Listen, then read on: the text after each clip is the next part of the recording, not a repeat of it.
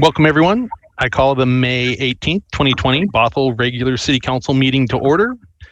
Please join me in the Pledge of Allegiance. We'll have there we go. I pledge allegiance to the flag of the United States of America and to the republic for which it stands, one nation, under God, with liberty and justice for all.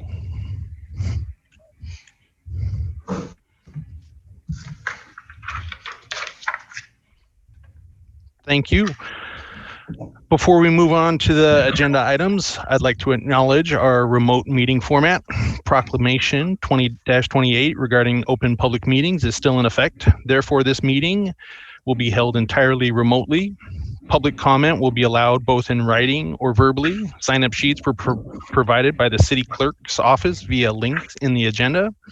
The video of this meeting will be streamed live as well as recorded and available for later viewing on the city's YouTube channel. A call-in number was provided on the meeting agenda for members of the public who wish to call in by phone to listen live to the meeting. If you have called in, we ask that you mute your device as not to interfere with the meeting. If a participant fails to mute their connection and causes a disruption, their connection will be terminated. For our phone-in callers, during staff presentation, staff will make every effort to specify which materials they are referencing so everyone can follow along. At this point, we'll take a moment to take roll call of the council members by position number. Please say here when the city clerk calls your name. Deputy Mayor Zorns. Here. Councilmember Thompson. Here. Councilmember McAuliffe. Here. Councilmember McNeil. Here. Mayor Olson. Here. Councilmember Dorr. Here. Councilmember Agnew. Here. All present. Thank you. Lastly, before we begin, I'd like to reiterate some of the meeting guidelines. Speak clearly and pause frequently. Mute your microphone when you're not speaking. If you're also streaming the live video feed, please turn the sound off as there is a delay. All right, our first item on the agenda is meeting agenda approval. Are there any changes to tonight's agenda?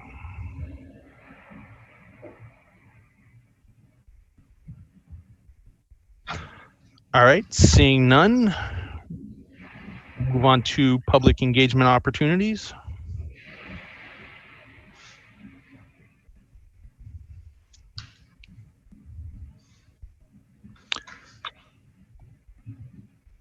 All right, so there's a city manager survey to complete before June 1st. Let us know what skills, leadership attributes, and experience you would like to see in our next city manager.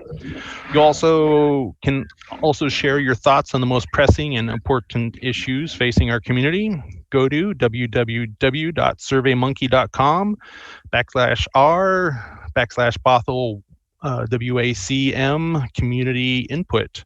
Survey link is also on the Bothell government homepage.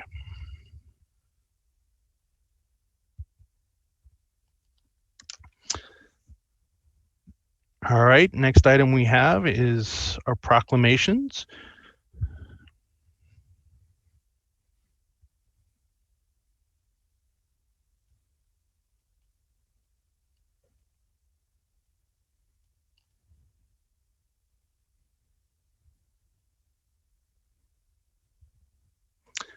All right, we're starting off with Safe Boating and Paddling Week. I just want to say that we have Dale Vodicka with the United States Coast Guard Auxiliary District 13 here to accept. So I will read the proclamation for Safe Boating and Paddling Week. Whereas recreational boating is a popular activity in the many rivers, lakes, and streams in and around Bothell's 6.6 miles of shoreline, and whereas on an average, 600 people die each year in boating and related accidents in the U.S., and the vast majority caused by human error or poor judgment. And whereas failing to follow the nautical rules of the road, using drugs or alcohol while controlling a boat, and or choosing not to wear a life vest adds risk. And whereas a significant number of boaters who lose their lives by drowning each year would be alive today if they had worn life jackets. And whereas today's life jackets are more comfortable, stylish, and deserve a fresh look from today's boating public. Whereas the mission of the United States Coast Guard Auxiliary Division 2 is to promote and improve recreational boating safety by teaching boating safety courses and conducting vessel safety checks. Now, therefore, I, Liam Olson, Mayor of the City of Bothell, do hereby proclaim May 22nd through the 29th, 2021 as National Safe Boating and Paddling Week.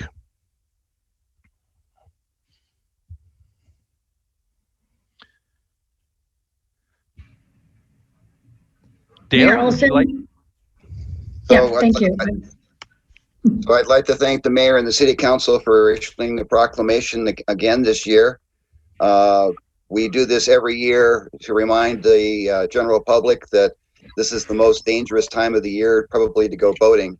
Over the weekend, we had temperatures up in the 80s ambient in the air, but that water coming down from the snowpack is still cold.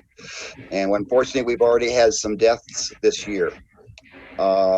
In 2019, we were 5th in the nation in deaths and 6th in the nation in property damage, with over $2 million worth of property damage and from accidents in boating. And I'm noticing in the city of Bothell a growing number of paddlecraft in the Sammamish River. So hopefully we can partner together and get a handle on this before it gets any worse. Thank you very much. Thank you. All right, next we have our very own Eddie Lowe, the Acting Public Works Director, accepting for National Public Works Week. So whereas Public Works professionals focus on infrastructure, facilities, and services that are vital to sustainable and resilient communities, public health, and the well-being of the people of Bothell. And whereas these services could not be provided without the dedicated efforts of public works professionals from diverse backgrounds representing a diverse community who are engineers, maintenance workers, managers, and employees at all levels of government and private sectors responsible for rebuilding, improving, and protecting our transportation, water supply, wastewater, treatment, and solid waste systems, public buildings and facilities essential for our residents and visitors. And whereas it is in the public interest for the citizens, civic leaders, businesses, and children in the city of Bothell, Washington, to gain knowledge and understanding of the importance of public works programs in our community and the importance of their own contributions as community members to those programs. And whereas the year 2021 marks the 61st annual National Public Works Week sponsored by the American Public Works Association. Now, therefore, I, Liam Olson, Mayor of the City of Bothell, hereby designate the week May 16th, 2020 as National Public Works Week, urging all Bothell residents to pay tribute to our public works professionals and recognize the substantial contributions they make to protect our health, safety, and quality of life, because this year, more than ever, we stand stronger together. Thank you for joining us, Eddie. If you'd like to say a few words. Thank you, Mayor. Thank you for the proclamation. Good evening, Mayor Olson, Deputy Mayor Zones, and council members.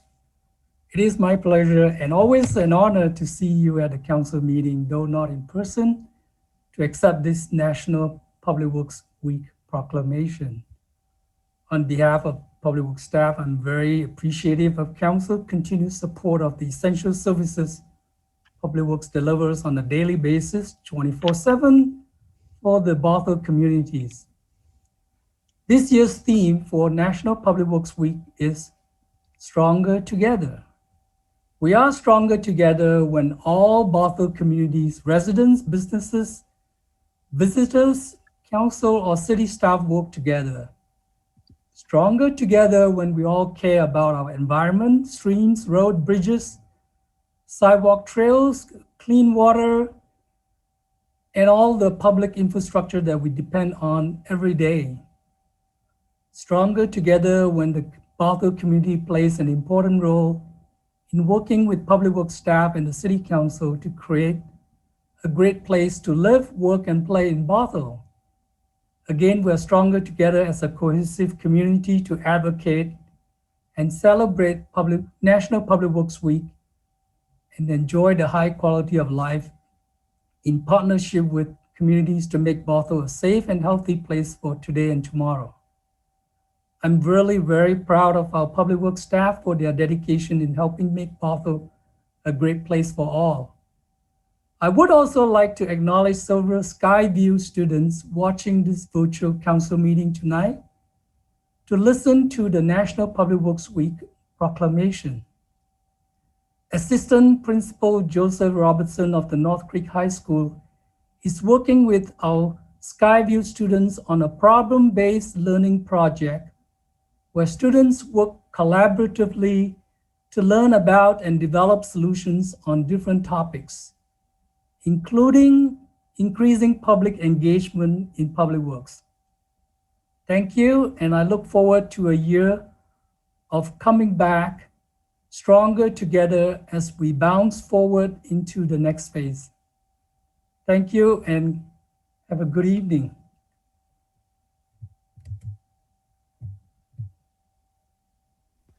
Thank you. Great to see you, Eddie. Thank you, Mayor. All right, on to council committee reports. Does anyone have a report they'd like to make?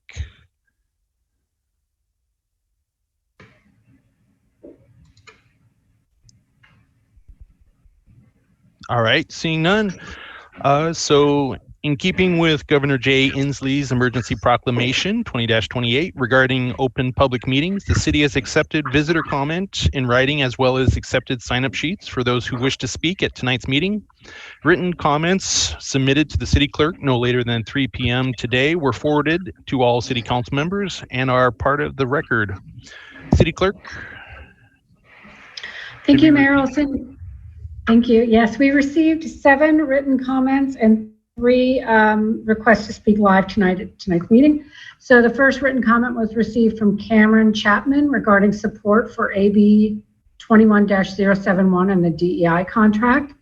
Then we next one is Sarah Gustafson, also in support of AB 21-071 and the DEI contract. Angela Maeda wrote in regarding support for the DEI contract. Jeremy Tadros wrote in support for the DEI contract. Rami Alcabra also wrote in regarding support for the DEI contract. Jenny Aldrich also wrote in regarding support for the DEI contract. And Hannah Mendro wrote in regarding support of the DEI contract. So like I said, we have 3 people in the attendee room that wish to speak. The first one is Maurices Castro. And so if you give us a second, we'll get that person paneled in.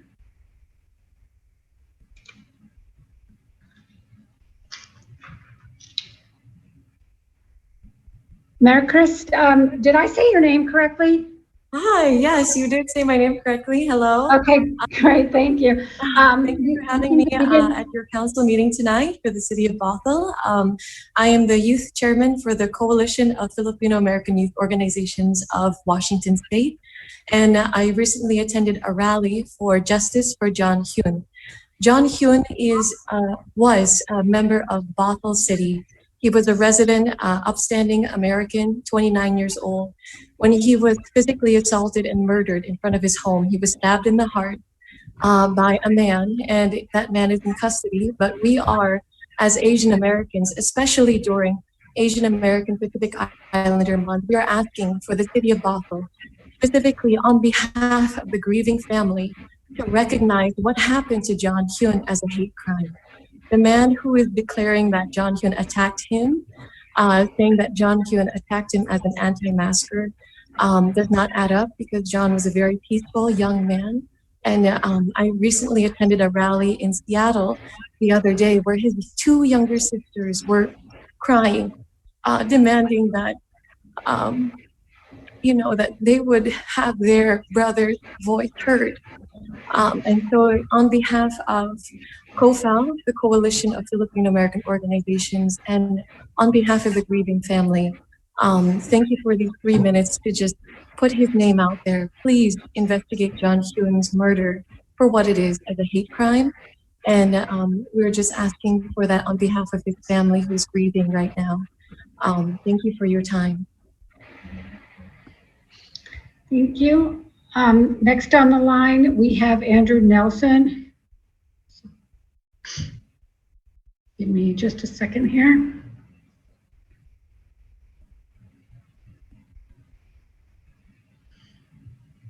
Hi, Andrew, you have 3 minutes to speak. Thank you. Hi, everyone. I hope you're doing well. First off, I agree 100% with the previous caller. That's not what I'm calling in about, but I heard that and 100% agree.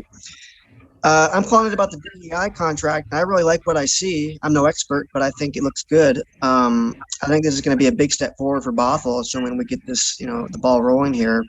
Bothell's grown tremendously over the past 10 years. You know that better than I do, I'm sure. And a lot of these new residents are underrepresented in our city. And for reference, from 2010, we were a town of 33,000. Now we're about 46, 47 from what I saw. And that's a big jump. But this is we're heading in the right direction here. I definitely, I sound like a broken record because I called him before and said I want a DEI commission through this. I think that'd be helpful too. But I also want to, applaud Dive In. I think they're great people. They volunteer their time, and that's great. I can't applaud them more for that. I want to thank Becky and everyone in the city for making this happen. Also Shannon, I think she's a great choice too. I gotta toot my own horn a little bit with Anti-Racist Communities Bothell and everyone that called in before and really pushed this. But anyways, I'm excited for you guys. I want you guys to pass this, and I'm optimistic. This is going to be good. So thank you for letting me call in, and thank you for your time and service. Appreciate it. Thank you. Next, we have Julian Lowe with Puget Sound Energy. Just a second here.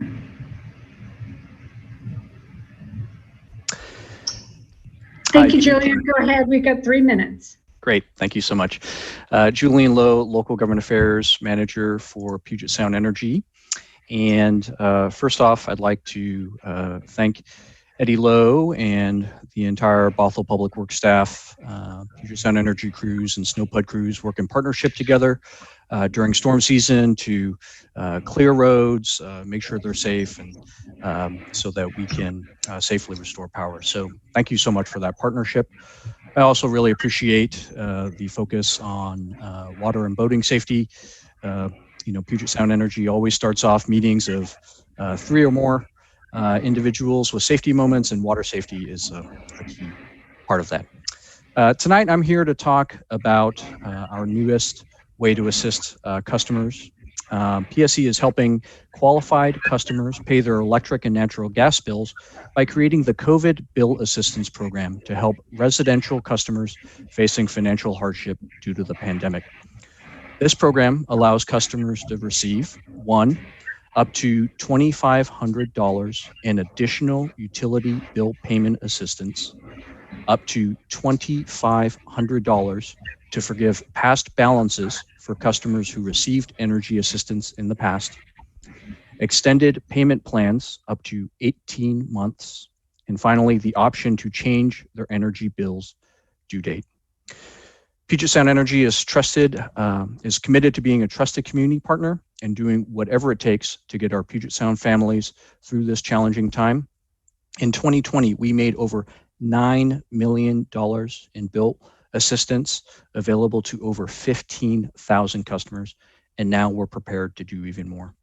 If you are a PSE customer, learn if you qualify by visiting www.pse.com/assistance.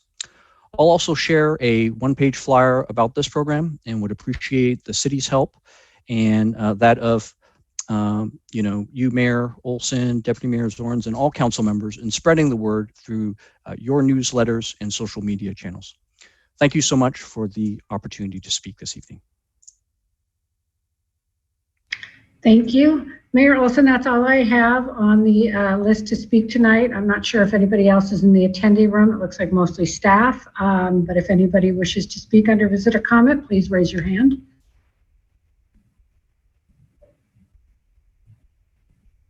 I don't have anybody else, Mayor Olson.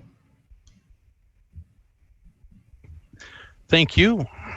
And we will move on to our next item. We have our consent agenda. And nothing was pulled, so Councilmember Dewar. I move approval of the consent agenda.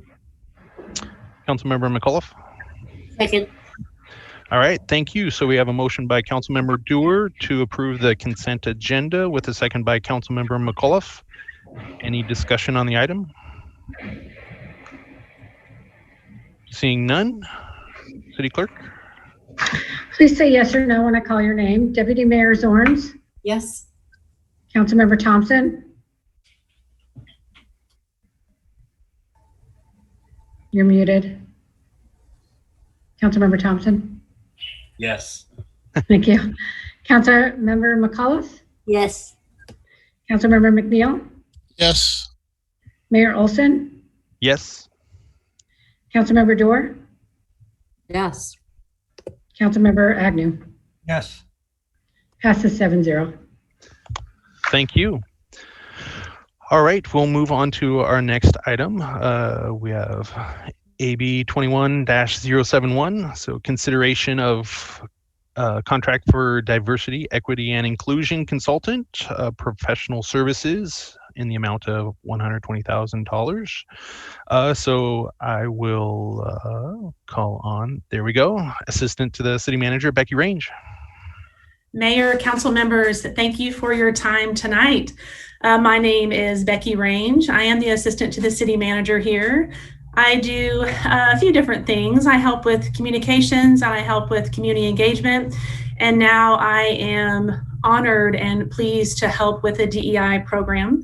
So tonight, I'd like to give you a quick update on our DEI work, let you know what we've been learning for the last several months. And finally, I'd like to recommend that you approve a DEI consultant contract with Shannon Kelly Ray in the amount of $120,000. At this point, I will share my screen.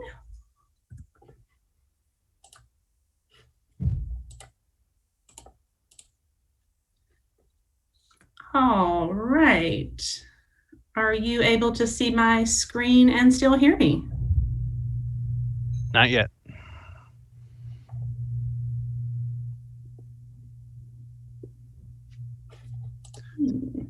Worked so well in practice. It did, didn't it? Let's try it one more time. There we go. Perfect. Oh, hold on. There we go. So just a few reminders of the last few months. I'm sure that everyone remembers this summer, the death of George Floyd did spark much national civil unrest and also impacted our community. We took a look at ourselves. We were energized. Our community was energized, our staff, our council. And we had to ask ourselves, how well are we really delivering services? What are our own use of force policies look like? Are we meeting the needs of everyone in our own community? So during the summer, the wonderful Dive-In Committee did a lot of extensive research and presented to council some ideas and next steps that we could possibly start for our own DEI program. In November of 2020, City Council, you probably remember that you all prioritized a DEI program for our community with a new goal of pursuing equity through inclusive community engagement. And at that time, you also funded a part-time diversity coordinator position and added that to the 2021-22 budget. Not long after that, staff got to work to support your priority and to start to build this new program. As an organization, our dive-in committee was wonderful, and they had been doing some work internally, but we knew that we needed to really step up our work. We didn't know a lot about DEI, so we joined a few organizations. We joined a national GARE organization that is centered specifically on government, race, and equity work. We joined, we're already a part of the Puget Sound GREI network, but we stepped up our participation there. And that's a group of all Puget Sound cities and agencies, their DEI staff, and we all work together and learn from each other. The internal dive-in committee really started to transform into a core equity team. And now this team is pretty phenomenal. They are ready to start expanding their work and working with members of the community. And I'm super proud of them for that. We did some race relations training for all of staff. We started this research process to really listen and to learn more about our community. We surveyed our staff about our culture internally. We asked boards and commissions. We also recently did a very large community survey. We also started meeting with other cities. We met with 4 different area DEI consultants and experts. And we also met with members of our community, which was very helpful because ultimately we serve this community, and it was really important for us to hear what they had to say. I want to share just some highlights of what we've learned. As we've done all of this work, we're learning that our DEI work is very important. It has to be strategic. It has to be very sustainable and long-term, and it's very critical for everything that we do. When we're not survey experts, but we did want to survey the community and find out, what do they think about diversity, equity, and inclusion? What do they think, and what do they have to tell us? So we did a survey. It was very long. We had over 500 people respond, which is pretty impressive for a Bothell survey. The respondents did mirror our demographics with just a few exceptions. There were a lower percentage of Hispanics that responded when compared to the percentage of Hispanics in our community. And there was also twice as many females as males that completed the survey. So we're not really sure what that's about. I do want to say with this survey, there's some limitations, right? We didn't have a lot of time to do it. We don't have a lot of in-person engagement happening right now. So we can only really survey people that are already engaged with us. They're already getting our e-news. They're already on social media. And to be honest, there's a lot of groups we really need to talk to about DEI, and we weren't able to really do that like we should.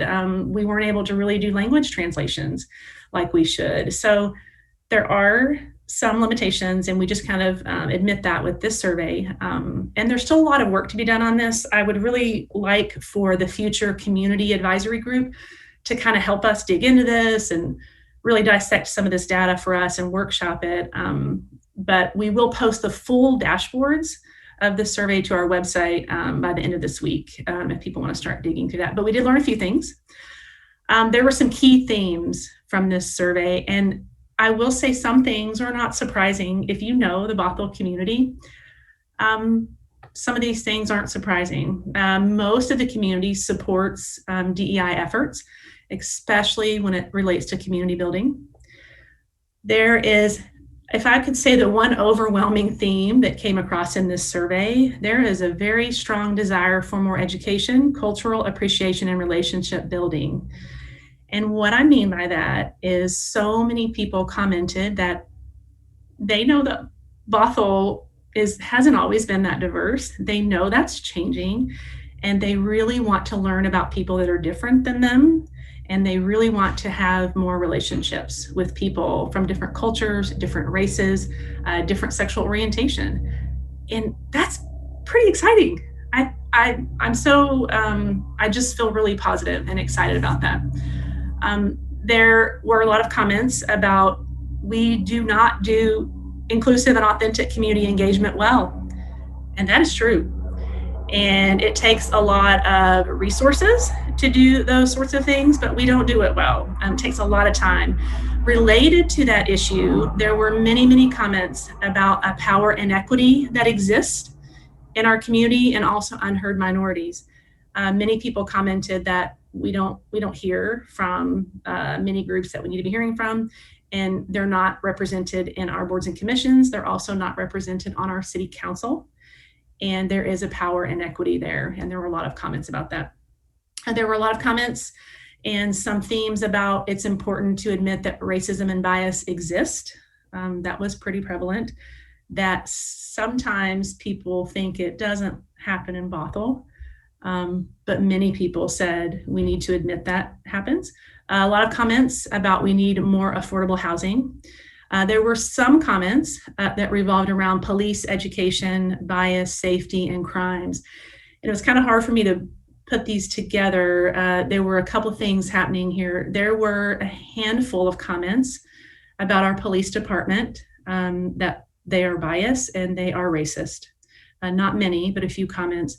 There were a few comments that some people did not feel safe in our community, very minor comments. There were many comments about anti-Asian crime, and some things that had happened in the national news lately.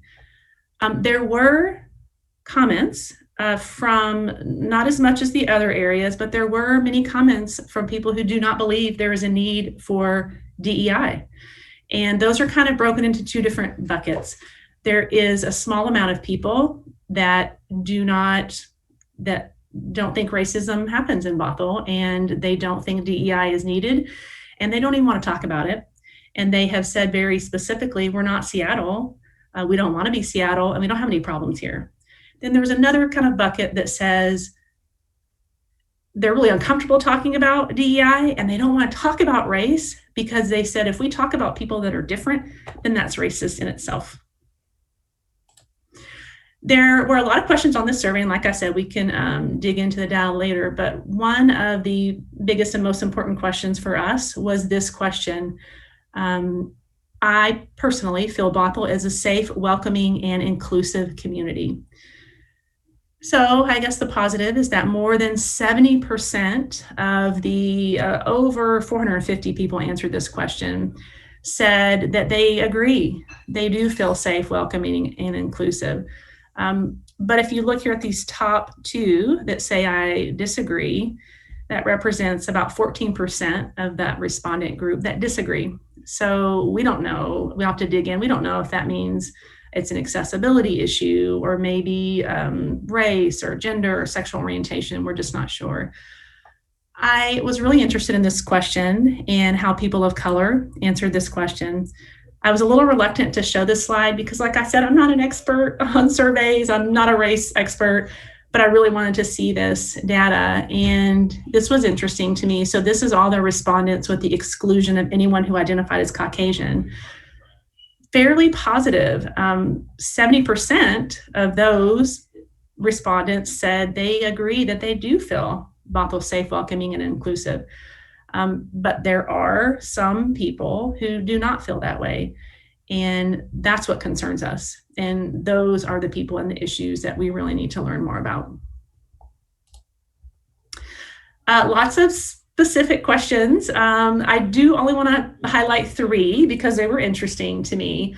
Out of all of the survey responses and questions, the question that was the most agreed upon, that people supported the most and were in the most broad agreement with, were they think that it is very important for the city to ensure physical infrastructure is accessible to everyone, regardless of mobility issues, differing abilities, or economic status. You know, your sidewalks, your streets, your parks, your trails. Everyone agreed. And they're not saying that we don't do that, but they're saying that is one of the most important things that city staff needs to focus on.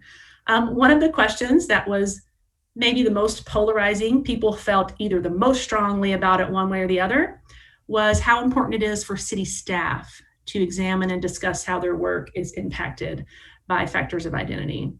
I thought that was kind of interesting. People felt really strongly one way or the other, either city staff really needs to be doing this or maybe they don't. And I will say the only area where there wasn't really wide support was for the city assisting businesses to help them improve their own equitable and diverse hiring practices. Now, there was support for wanting to help small businesses, small women and minority owned businesses, but not as much support for helping bigger businesses with their practices. So I know I'm talking a lot, but I want to summarize. So we've talked with consultants, we've met with other cities, we've met with the community, and we've shaped this learning about this DEI program. And here's kind of our overall findings. We know that a DEI program has to be strategically planned and woven throughout the organization and the community. We know that people often refer only to race when they're asked about DEI, and it's so much more than that. And I think that's really important because for us, DEI is DEI, but it's also just us being good at our jobs and serving our entire community. If I have someone who's hearing impaired and they can't participate in a meeting, that's an issue for me. That's important. If I have someone who is wheelchair bound and they can't get to city facilities, like that's really important. So there's lots of different factors of identity that we need to remember are part of this program. Intentional inclusive community engagement is absolutely critical. Like this is the most important part of what we do, is letting our community impact the decisions that we make, because we are servants and we work for them. The community does want to learn about and celebrate differences. Some do not feel represented, well served, or safe. It is a small number, but that is very real. And then overall, I just want to say, I don't want to be too negative, but we have some really tough conversations ahead. Bothell's growing and changing, and that causes anxiety for a lot of people, and in many ways. And it's scary for them. They don't like it when they see things change sometimes, and sometimes they have a hard time talking about that. And that's a real issue for people. And also a part of our tough conversation ahead is determining where resources are focused. We don't have as many staff as we need to do community engagement. We don't have as much money as we'd love to be able to do, all the language translation and interpretation. And so we really got to have some tough conversations about those resources. So in thinking about all the things we've learned, the things I've heard from the community, and I didn't mention this, but I do want to point out, when we initially started the work, we went forward with this part-time coordinator position. We wrote the job description. We then shared it and talked to the community members about it, and it didn't seem like a part-time coordinator would really have the depth and the breadth of experience to be able to handle all of these things and to really lay this foundational program for us. So we shifted gears, and that's when we really said, everyone else is recommending consultants. What does the community think about that? And that is exactly why we would like to recommend that instead we hire a consultant. And we do recommend Shannon Kelly Ray for a few reasons. She is amazing, first of all. She has experience leading government efforts and delivering actionable plans. She's worked with the city of Kirkland. She's working with the city of Redmond. She is handling facilitation for the Redmond Police Department Community Advisory Committee team, and is just doing a phenomenal job. And we have some issues there, and we need to resolve some things with our community and our police department, and she has experience with that. She values authentic community engagement, and she is not afraid to have hard conversations, and we really need that. She's a skilled communicator, and she has experience coaching city leadership, because honestly, leadership is going to have to prioritize and put into place some of these DEI priorities and goals and policies, and she has experience with that. For that reason, I believe that we should move forward with this contract. It is for $120,000 for work no later than December 31st to 2022, which is the same amount in duration as that part-time coordinator. It includes diversity and implicit bias training sessions with leadership and the core equity team. It includes a comprehensive strategic plan that will lay the foundation for our sustainable DEI work and help us have department plans so that we can actually have objectives and actions that we know we need to take.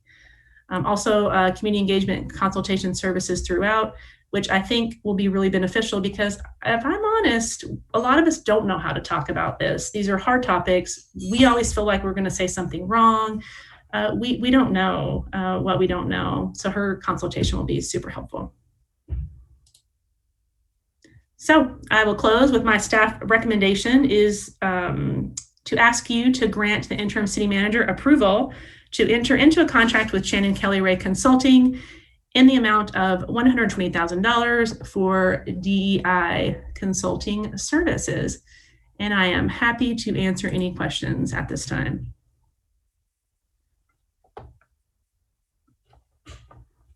Councilmember Dewar.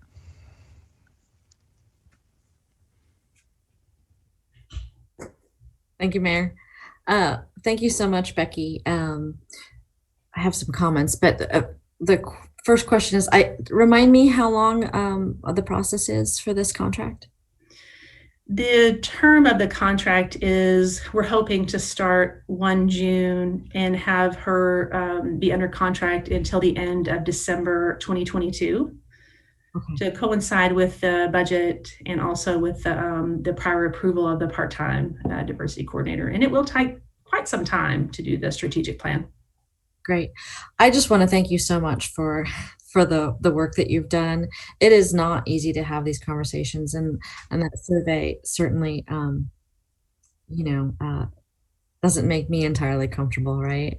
But it's so important. And I had a council conversation at the library back in September where we talked about race, and I was so nervous because even though I'm part Asian, I don't know what I don't know either, right? And it's really difficult to have those kinds of conversations because it's scary because you don't want to say the wrong thing.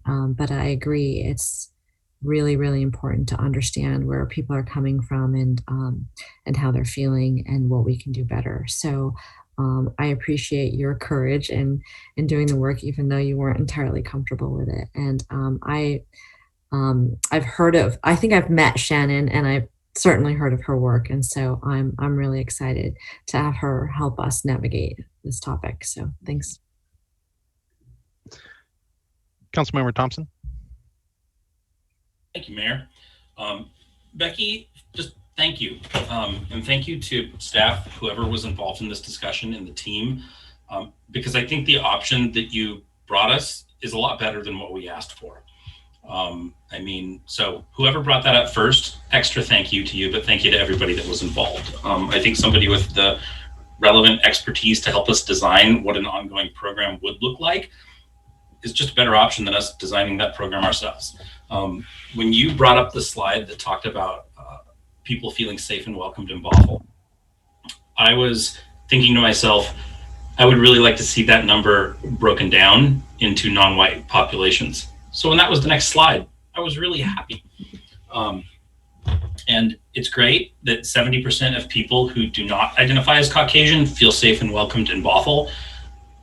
But 30% who don't is too much. And that makes me even happier that we're taking this initiative on. I also just wanted to say thank you for just being upfront that we have tough conversations ahead. And that goes for all of us. Easy conversations aren't going to change things.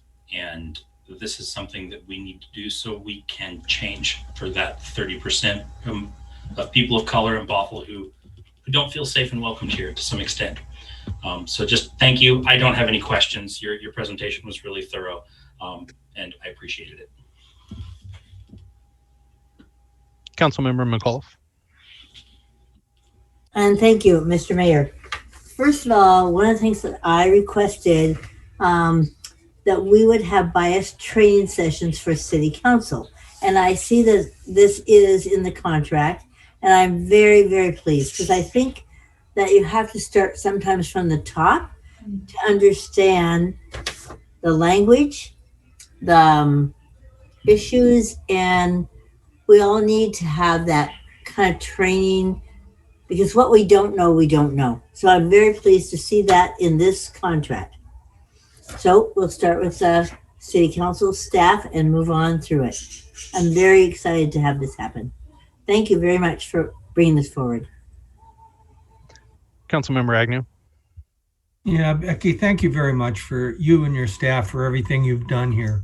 I mean, you've shown us a way to implement this program, probably the best it could have been under these circumstances. I hear Sharon's a great person. She's going to do wonderful things, and I'm totally in support of this.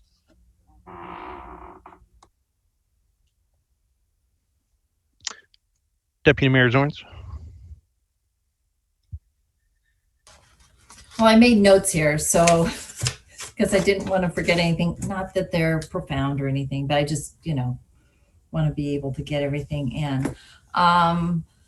The thing that impressed me was that not only tough conversations, we also have some tough priorities to make, and that you really struck that home with the results of the survey. That it's going to be hard to talk about some things, but it's also going to be a real challenge to figure out what our priorities are. And I'm hoping, it sounds like Shannon's going to be able to help us navigate that. And then we'll probably need some help negotiating those priorities as well. And then I also appreciated the focus on not just community, of course, is huge, and how we build community. That breaks down a lot of barriers, but also the results of the survey showing that how we do business as a city is and also a very important part of it. And then I also appreciated your awareness that there are gaps in the survey. That helps us to ask the questions, right?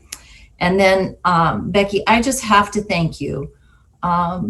You have a remarkable skill and ability to see the best in a situation and in people, and instead of leaping to the worst. And I am so glad that you are the key part of leadership here and taking really the heart of Bothell where we want to go on this. And I know you didn't do this solo. You had some good people with you, but for you, I know you were on the front lines, and I just have to tell you thank you for all the work you've done to this point.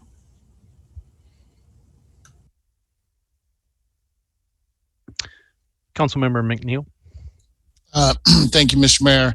I would echo the same comments. I just want to say, Becky, thank you. It's amazing work looking back at how far we've come when we first started this conversation. All the things that we've gone through nationally, and to actually have this conversation now in the city of Bothell is pretty amazing that we've come this far this fast. I also want to thank everybody at Dive In for the work that they've been doing to help bring this forward. The work has been amazing and incredible to see what we can do, and the leadership that we have currently at the City Hall. Also, the community, while it only be 500 people, hopefully that number grows immensely. We are a community of 48,000 plus. So hopefully we can get more people engaged and hear from more people within our community and different, ethnicities within our community. It's important that we hear from everyone, how everybody's feeling. And I was very encouraged to hear it's not just about race. That's an important topic to, we need to ensure that it's this type of training and education that we can all get, it can't just be about race only. There's a lot of people with a lot of needs in our community, and we need to make sure that we're taking care of and looking after everyone.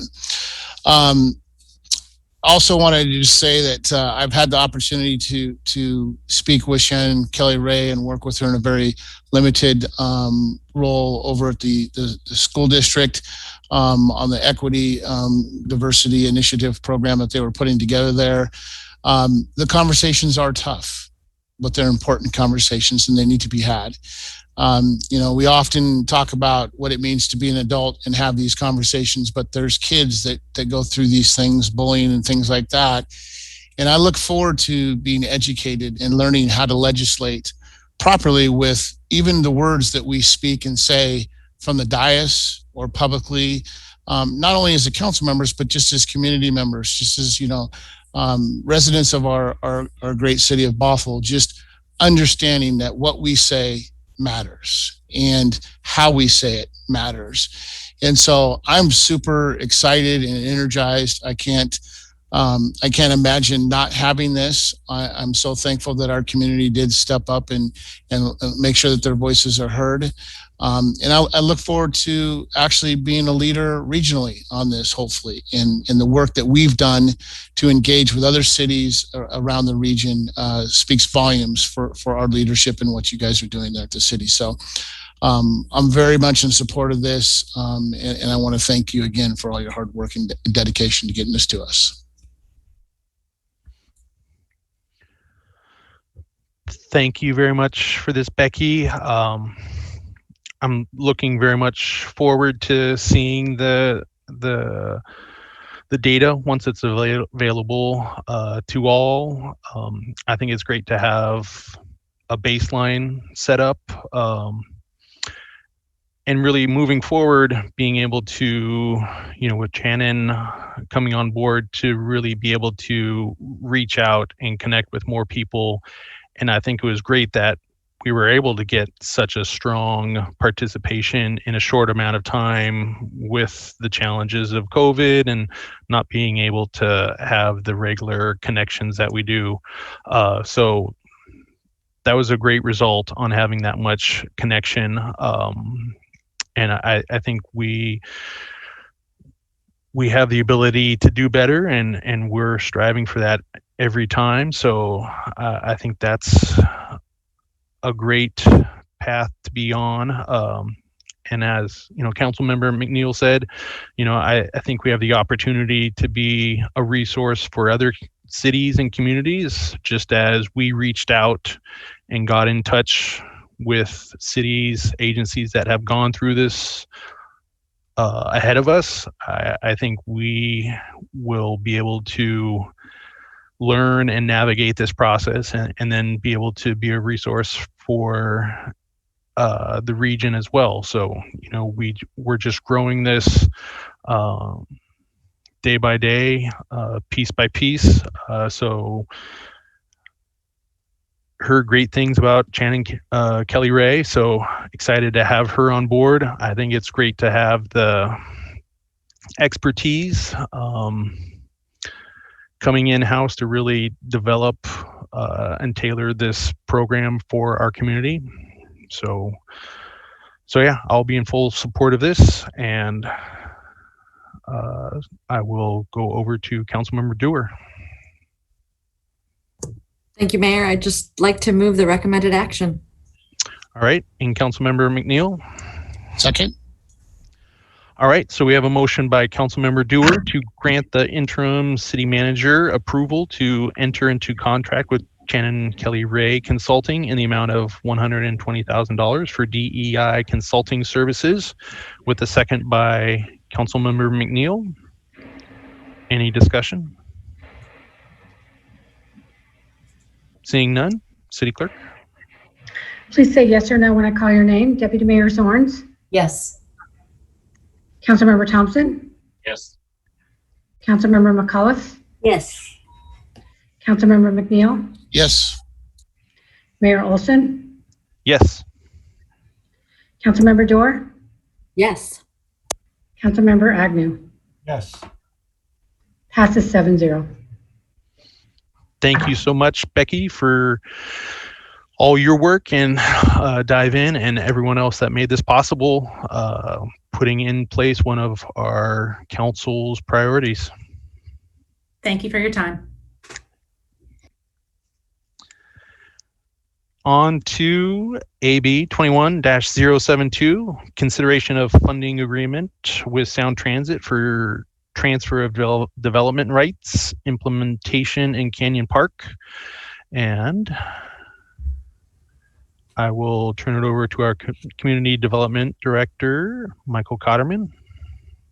Thank you, Mayor Olson. Good evening, Deputy Mayor Zorns, members of the City Council. come to you tonight with some good news. And before I turn it over to our senior planner, Nathan Lamb, I just want to give a little more context for the item that's before you this evening. This is really an important milestone in what's been about a 2-year process in working with Sound Transit. This is regarding the Bus-Based North project in Canyon Park. As you may recall, we started out, Canyon Park is our regional growth center, and we were working on a sub-area plan at the time that Sound Transit decided to locate their bus base there, which the city was not supportive of that location. We worked with Sound Transit to try to find an alternative site, which we were not successful in. But we held fast that we really needed to make sure that we were able to retain our capacity for the regional growth center in order to retain that designation. And Sound Transit was steadfast in saying that's where they needed to put their bus base. So from that point, we tried to work toward a solution that would work for both the city and for Sound Transit. And we think we've done that. So the approach that we're taking is setting up a transfer development rights program that will take the capacity that they're not using to meet our minimum requirements and making sure that's available to still meet our requirements, excuse me, for PSRC. The good news also is that Sound Transit has agreed to pay for the work that's required to get that done. And we'll be coming back to you with the contract to do that. But first, we need to get an agreement with Sound Transit that the city will accept the funding. And I would like to note that we got correction today from Sound Transit. We had included an incorrect number in the funding agreement in the agenda bill. We had 102,000 and change in there. That was based on the scope of work that we were developing with the consultant. The actual funding amount that Sound Transit will provide is an up to amount of 115,500. So when you make a motion tonight, if you do decide to approve this, we'd ask that you make it with that change. And with that, hope I haven't stolen too much of Nathan's thunder. I'll turn it over to him.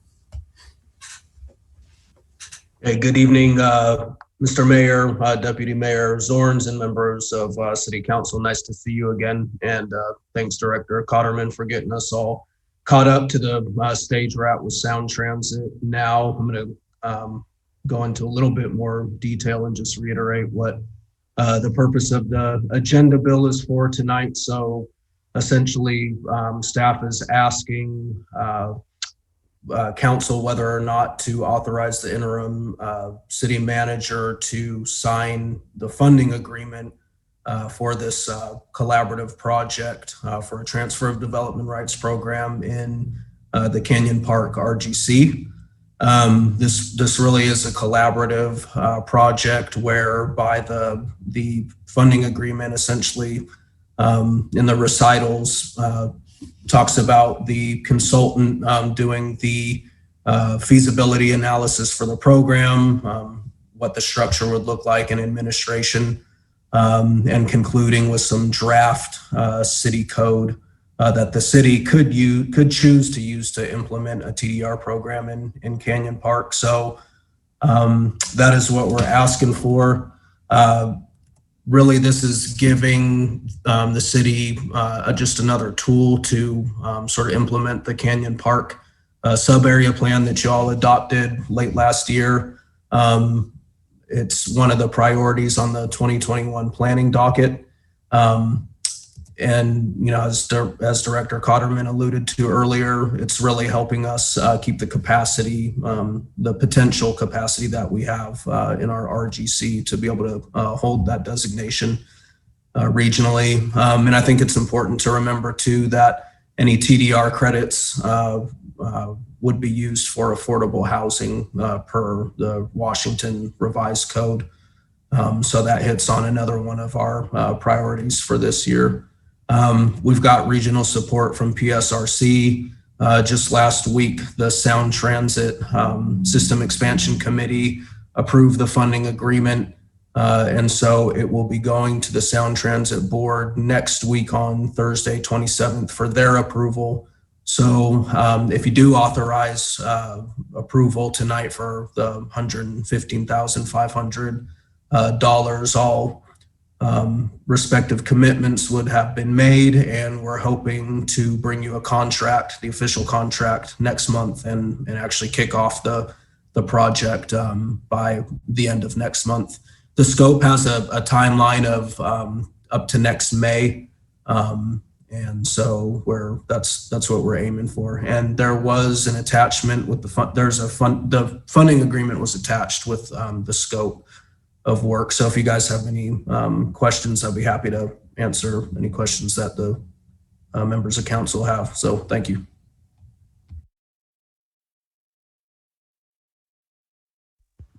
Deputy Mayor Zorns. Hey, Nathan, good to see you guys again, and thank you for the presentation. I have one quick question. I think it's one quick question. The TDR, will that remain in Snohomish County, or could they be looking at trying to do assigning that density into King County? From what I understand, the scope really just contemplates Canyon Park and the RGC specifically, and Snohomish County, of course. But if it's successful, then it certainly could be replicated elsewhere in the city. And we've got some policy in our comp plan too that sort of speaks to us using that tool or encouraging the city to use TDR as a way to direct growth into areas of the city where we want to see it. So for now, just Snohomish County side in Canyon Park.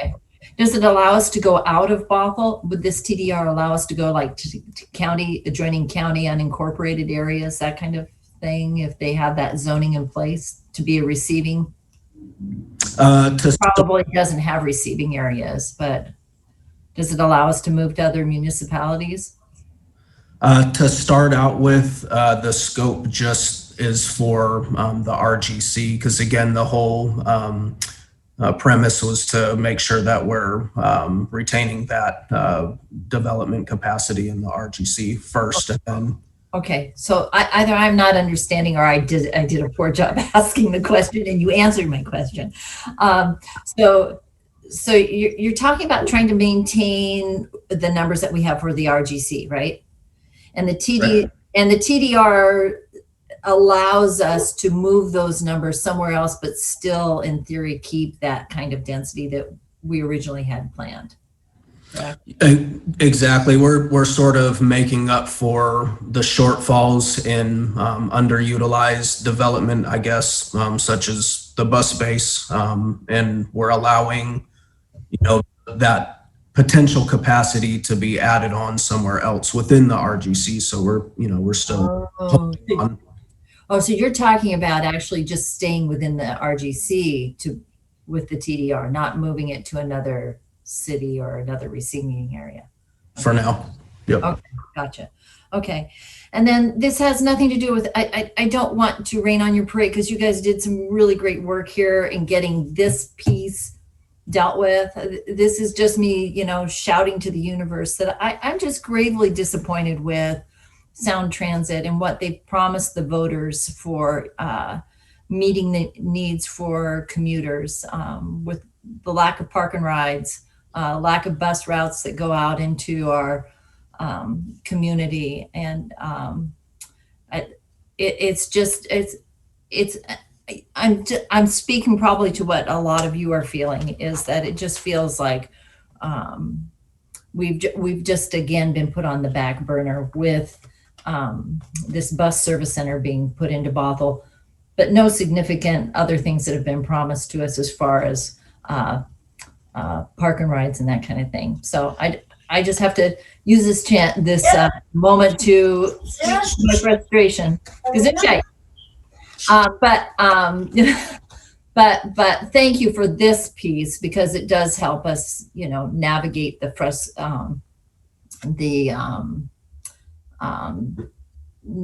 navigate the difficulty of what is a great plan, and how do we live and work around it. You guys have done good work, so thank you. Councilmember Dewar.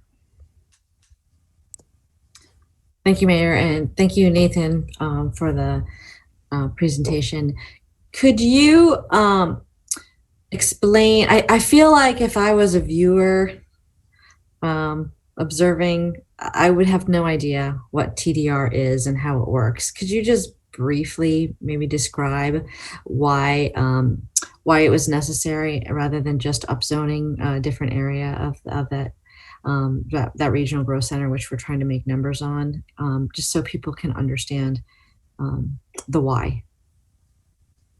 Sure, I'll give it my best shot. So it's in this context that it's being used.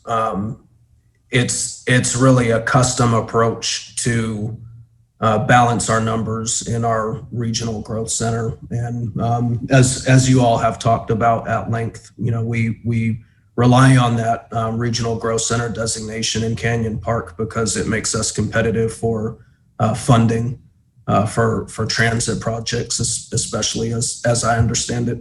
And so, when the Canyon Park sub-area plan was adopted late last year, it came with the new development regulations that pretty much upzoned a lot of the area in the RGC anyway. So we've got minimum densities and intensities of development that we want to see in the RGC that supports the kind of growth that we need to fit in the RGC. And if you have an essential public facility, such as, the Bus Space North coming in and, choosing the RGC for their facility, and there's a shortfall in the potential jobs or even housing that it could develop, where what we're doing is we're creating a mechanism to still hold it, but contain it within the RGC. But we're just allowing the developer to sell credits or credits to other developers in the RGC that can make up for that shortfall and add to their development. It's a little more complicated than that. I'll let Director Cotterman add in if I missed anything, but hopefully that makes it a little bit easier to understand. I think the credit part is really important. So who sells the credits and the developer buys the credits? So is it Sound Transit who's selling the credits? Where does the money go? I think that's the piece that is confusing. And Nathan did a great job explaining the TDR and why we're doing this. So thank you, Nathan, for that. That's a great question, Councilmember Dewar. That's one of the details that'll be worked out through this feasibility study and the development of the program that we're going to be using the consultant for. But one approach and one basic approach that we've talked about so far with Sound Transit is that there's a value that goes with those credits. So Sound Transit is they're not building to the minimum that we're requiring in Canyon Park. So there's a difference. We'll use activity units because that's what PSRC uses to measure. So there's a difference between the number of activity units they'll be providing and the minimum number that we're looking for a site of that size. So that difference will equal a certain number of credits. Sound Transit technically owns those credits because they own the property. And what they will do, one possibility is they will donate those credits to the city. And the city will control who gets those credits and also the value of those credits in terms of if someone's building additional housing and they want to build more units, then they may buy some of those credits from the city, and a certain amount of that would have to be used for affordable housing. If it's a commercial development, they're not building housing, they pay for those credits, a certain dollar amount. Those dollars could then be used for affordable housing in the regional growth center as well. There are some limitations because of state law on what Sound Transit can and cannot do with the value of those credits. So that's one of the things that we're going to have to work through with the consultant. I hope that helps to answer your question a little bit at least. That's perfect. That was exactly what I was looking for, because I think it's confusing when you start talking about credits and money exchanging and how does that work. So that was great. Thank you both so much. Councilmember Thompson. Thank you, Mayor. It's that feeling when the people that went before you just totally asked your questions and you got most of your answers. So I'm not gonna re-ask the question, but I would just encourage that the city get those credits, because we are losing property tax revenue forever in the middle of our regional growth center that's going to be underdeveloped. And it seems like the least we could get is a one-time credit for that. I am deeply appreciative of Sound Transit. We desperately need more transit. And I understand this is essential, but it's tough still giving up our regional growth center for that, even if we can move some of that development around inside the regional growth center, which was a clarification I appreciated. Thank you, Nathan. It's a similar concern to what I have with the parking garage downtown. I just want to make sure that P South is developed as something that can bring the city monetary value as well as housing and services over the course of the future. And we've got some options downtown that are already parking lots that we don't get any tax revenue from. And I'm hopeful that they can find a way to site the future parking garage in one of those parking lots that we already don't get tax revenue from. So I guess since my questions were taken, it was just my short speech that I had to do there. Thank you for the presentation. I appreciate it.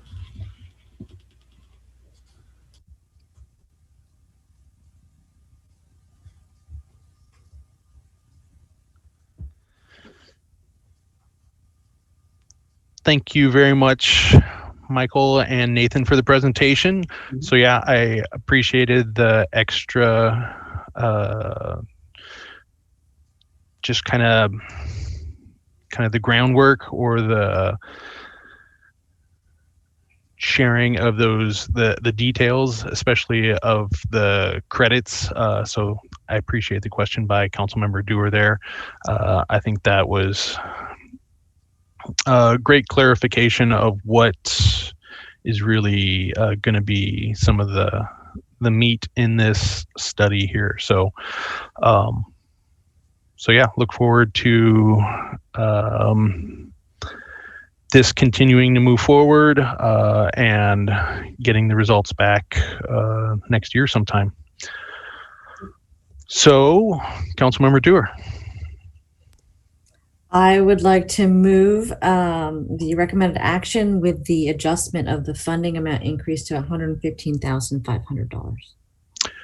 And Councilmember Agnew. I second that. All right, so we have a motion by Councilmember Dewar to authorize the interim city manager to sign the funding agreement with Sound Transit for a feasibility study and draft city code for a TDR program in the amount up to $115,500, with a second by Councilmember Agnew. Any discussion? All right, seeing none, City Clerk. Please say yes or no when I call your name. Deputy Mayor Zorns? Yes.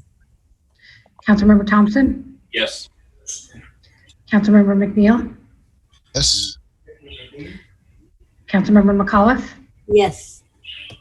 Mayor Olson? Yes. Councilmember Dewar? Yes. Councilmember Agnew? Yes. Passes 7-0. Thank you very much. Thank you. Thank you both. All right, we will now move on to AB 21-073, the 2021 legislative session report. So we will have with us from Gordon Thomas Honeywell, Brianna Murray, and Shelley Helder, and there they are. Welcome.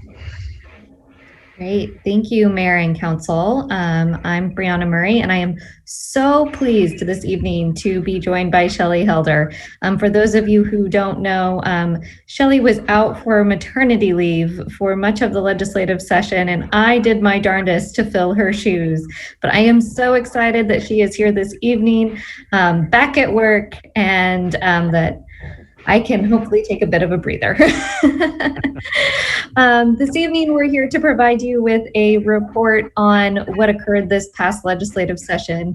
I will highlight that the legislature did a lot, and so we're going to be focusing on just the highlights. You all received a fairly lengthy written report in addition to tonight's presentation, and I encourage you to read that in great detail. With that, I'm going to hopefully share my screen to bring up tonight's presentation.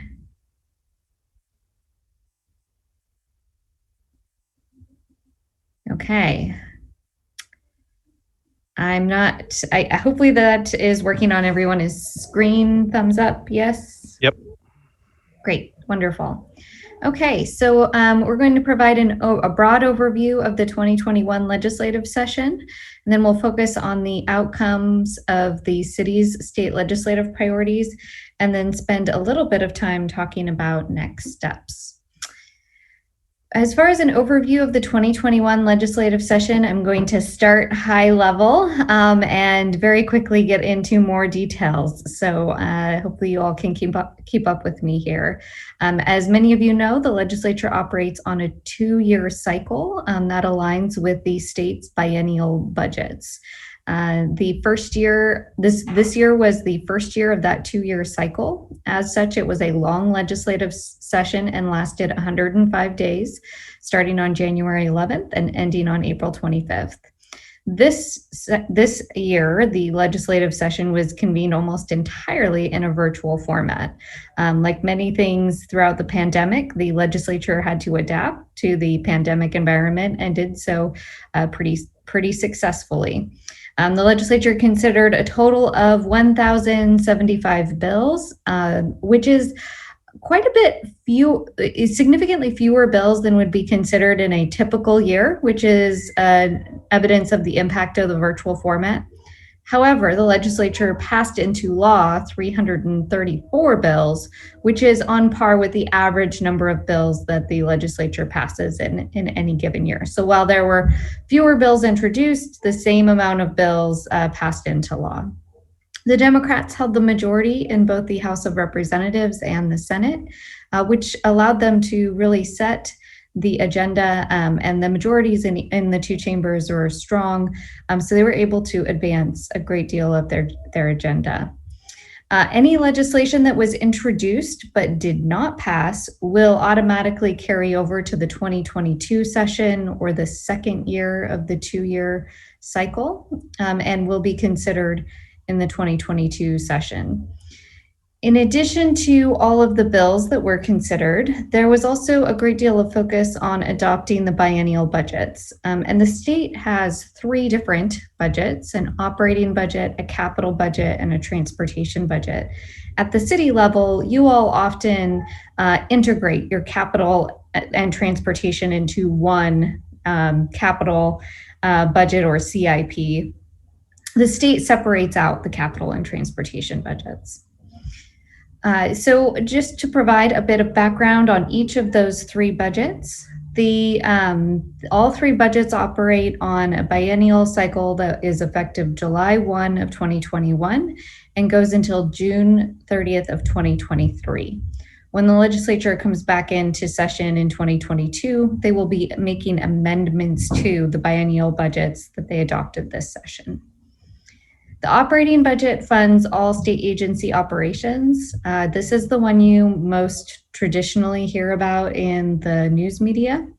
Going into the legislative session, it was feared that the impacts of the pandemic on this budget were significant and that the legislature was going to need to make significant cuts. There were several fortunate things that occurred that made that not the case. The first of which was that in March, the state got an updated revenue forecast that showed that revenue collections were forecasted to rebound to pre-pandemic levels. Additionally, later in the legislative session, the federal government approved ARPA, the American Rescue Plan, and the state received $4.25 billion that needs to be spent by 2024. And that federal funding could be spent and was spent across the operating, capital, and transportation budgets, but was a significant infusion of funding into the state budgets. Additionally, the legislature chose to enact a capital gains tax. While that tax is likely to be challenged through the court processes, if upheld, it will generate $415 million for the operating budget. That led to a overall operating budget of $59.2 billion, which is approximately $3.2 billion more than the previous year's budget. And I'll just note that there were historic levels of investment in housing, childcare, and small business support. There was a lot of investments made. There's not enough time this evening to go over the whole list of investments, and over $1 billion was held in reserves. Within the capital budget funds public and nonprofit construction projects excluding transportation. This is the budget that the city most frequently requests funding within, and it's a budget that is funded by bonds that are repaid by a portion of the operating budget. This year, the legislature issued $3.9 billion in bonds. Of the bonds that were taken out, they did reserve $80 million for their supplemental budget for the 2022 session. And they utilized a portion of the $4.25 billion in federal funds to add to their bond revenues.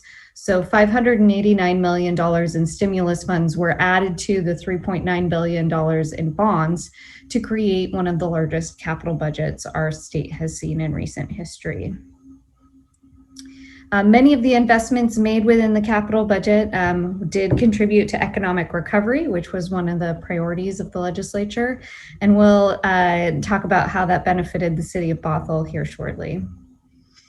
The third budget was the transportation budget. The transportation budget is by far the most challenging of these three budgets.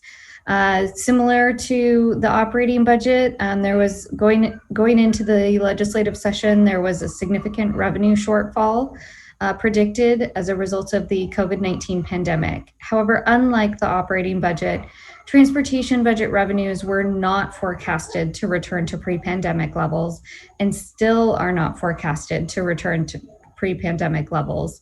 In short, gas tax revenue collections, toll collections continue to be down from what was forecasted prior to the pandemic.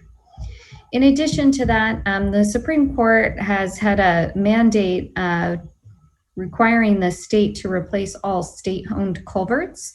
And the state in recent years has been challenged to find the funding in order to comply with that court mandate and did not have the funding identified for compliance with that court mandate for this biennium.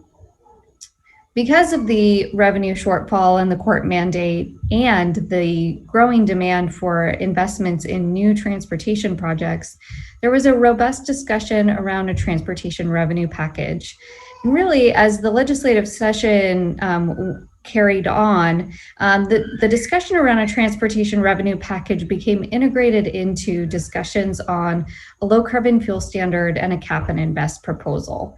And those three elements began to be referred to as the grand bargain, that legislators could support a low carbon fuel standard and a cap and invest and a transportation revenue package if all three moved forward in an integrated fashion.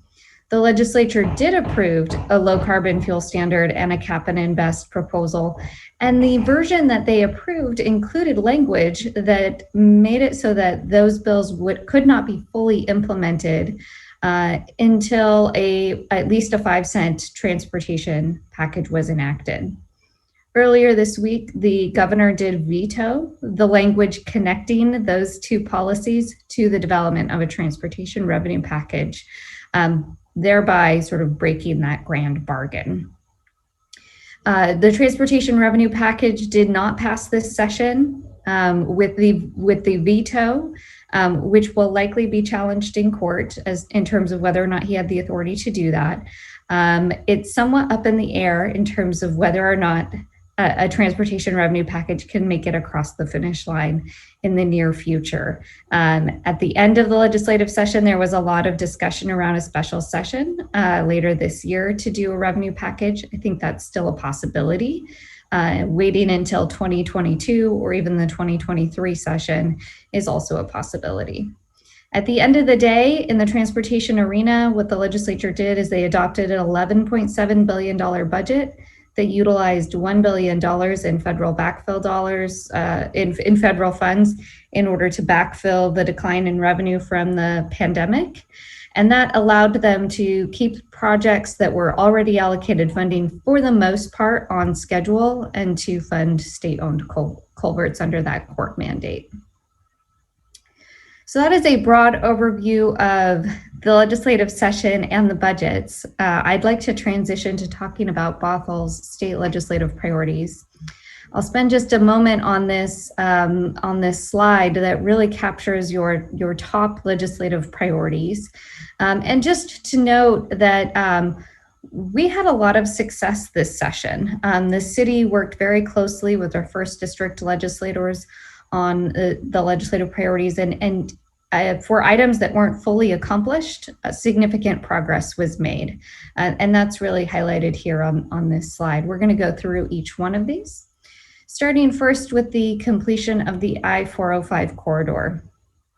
Completing the I-405 corridor, and in particular the North End improvements, has been a priority for the city of Bothell since you all first began working with our firm. In 2019, the legislature authorized tolling of the 405-167 corridor and the bonding of that toll revenue to complete projects along the corridor, most notably including the North End improvements. All was proceeding forward as scheduled with that 2019 legislation until the pandemic, when we saw a significant decline in toll revenue collections. And in order to bond, it isn't just a matter of how much money exists within the account, but there needs to be a consistent history of toll revenue collections over a period of time in order to allow that bonding to proceed forward. And the pandemic created a little bit of a kink in that consistent history of toll revenue collections. As a result, we saw the governor's office, the House, and the Senate all release budget proposals that would have delayed the completion of the North End improvements from 2025 until 2027. That was particularly concerning because we had advocated that the bonding needs to be approved and the improvements constructed prior to the deployment of Best Rapid Transit, which was scheduled for deployment in 2025. In addition to the delay in each of the budget proposals, legislation was also introduced by the ranking member of the Senate Transportation Committee that proposed permanently removing bonding authority of tolls on 405-167 altogether. And we initially did not think that bill was likely to advance, but it actually passed out of the Senate. Fortunately, it did not pass into law, but its movement through the legislative process was highly concerning.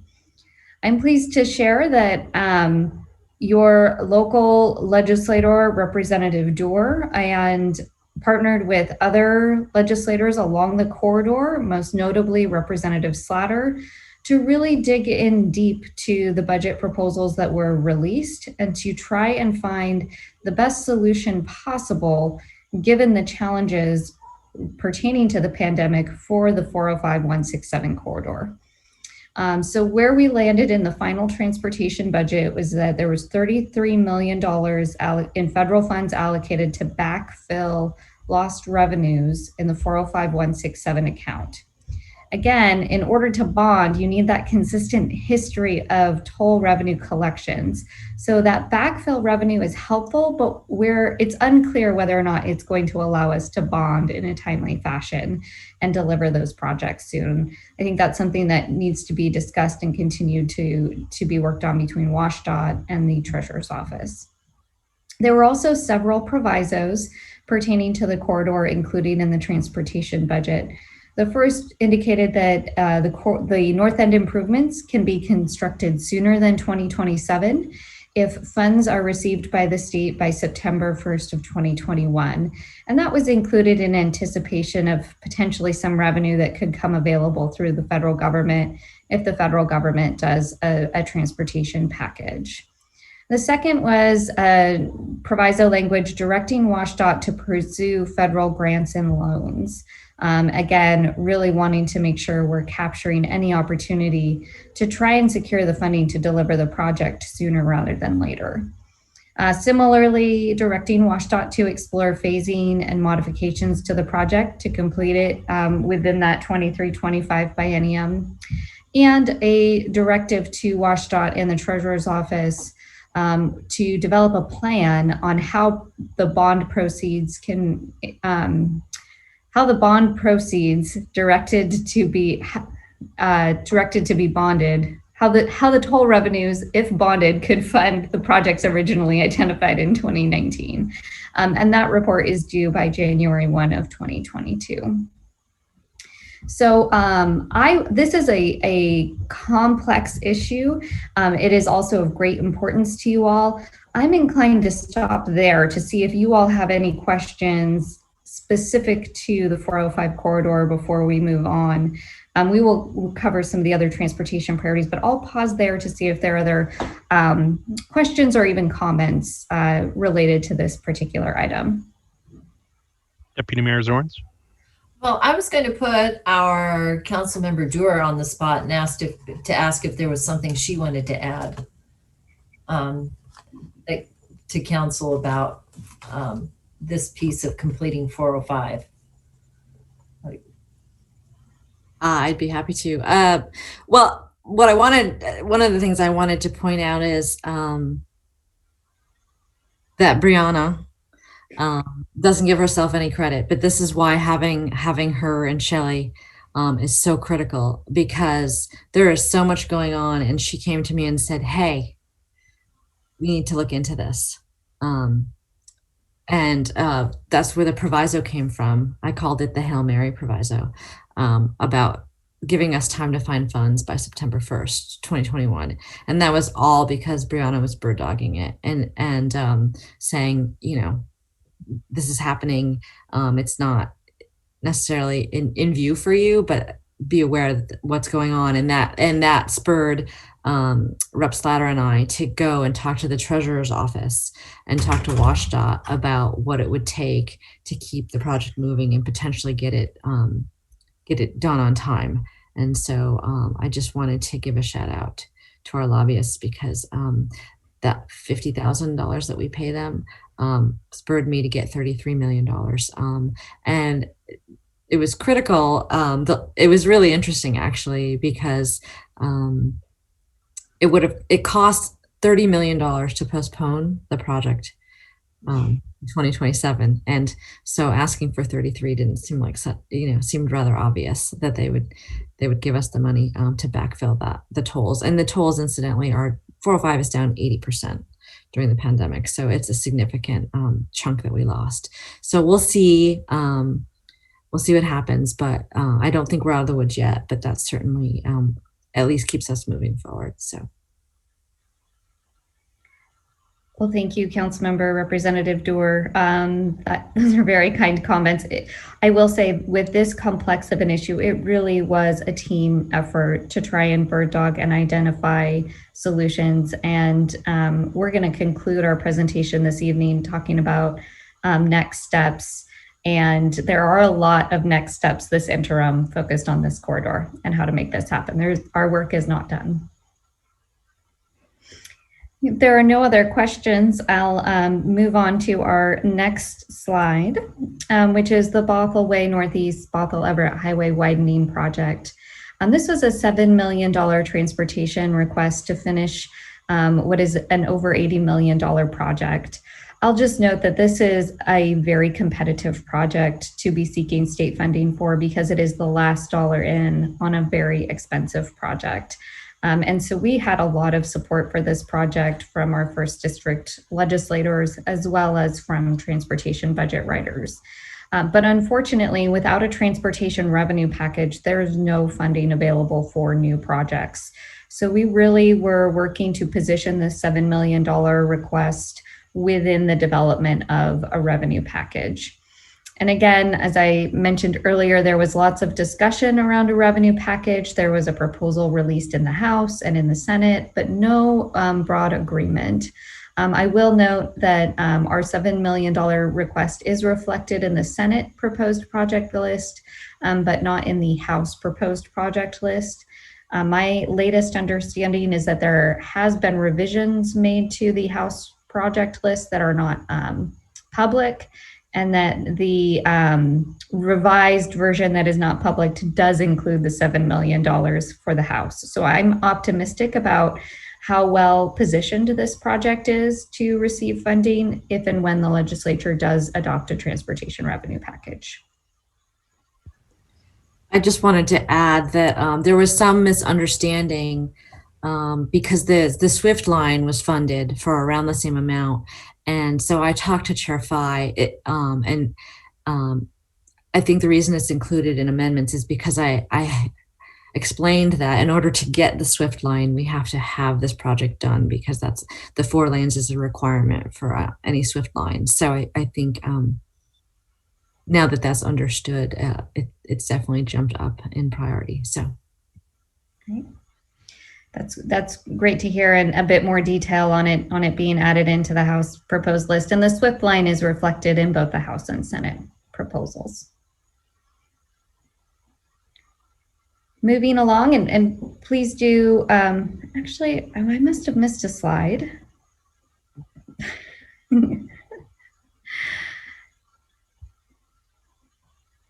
Or didn't include it all together. We'll just go to the overview slide then. So the city requested $600,000 in the capital budget for the North Creek Regional Trail. And as we discussed, the capital budget was one of the most robust in history. And I'm really pleased to share that not only did the city receive $600,000 for the North Creek Regional Trail, the city received $618,000 for the trail, which allows the admin fee that Commerce charges for administering the project to be covered with that $18,000. So again, this is a result of advocacy from your first district legislators. The project was included in both the House proposed capital budget and the Senate proposed capital budget, which meant in final negotiations, it was a shoo-in for inclusion in the final capital budget. And so really Senator Stanford, Representative Doer, and Representative Kloba made this project funding get across the finish line. And I encourage the city to express great gratitude to all 3 of them. The other 2 items on the city's state legislative priorities included support for transportation demand management programs through the Regional Mobility Grant Program. The city didn't have a specific request within this other than to support that TDM programs continue to be eligible for funding within that grant program. And the legislature continued to make that the case and then did allocate a robust amount of funding to the Regional Mobility Grant Program.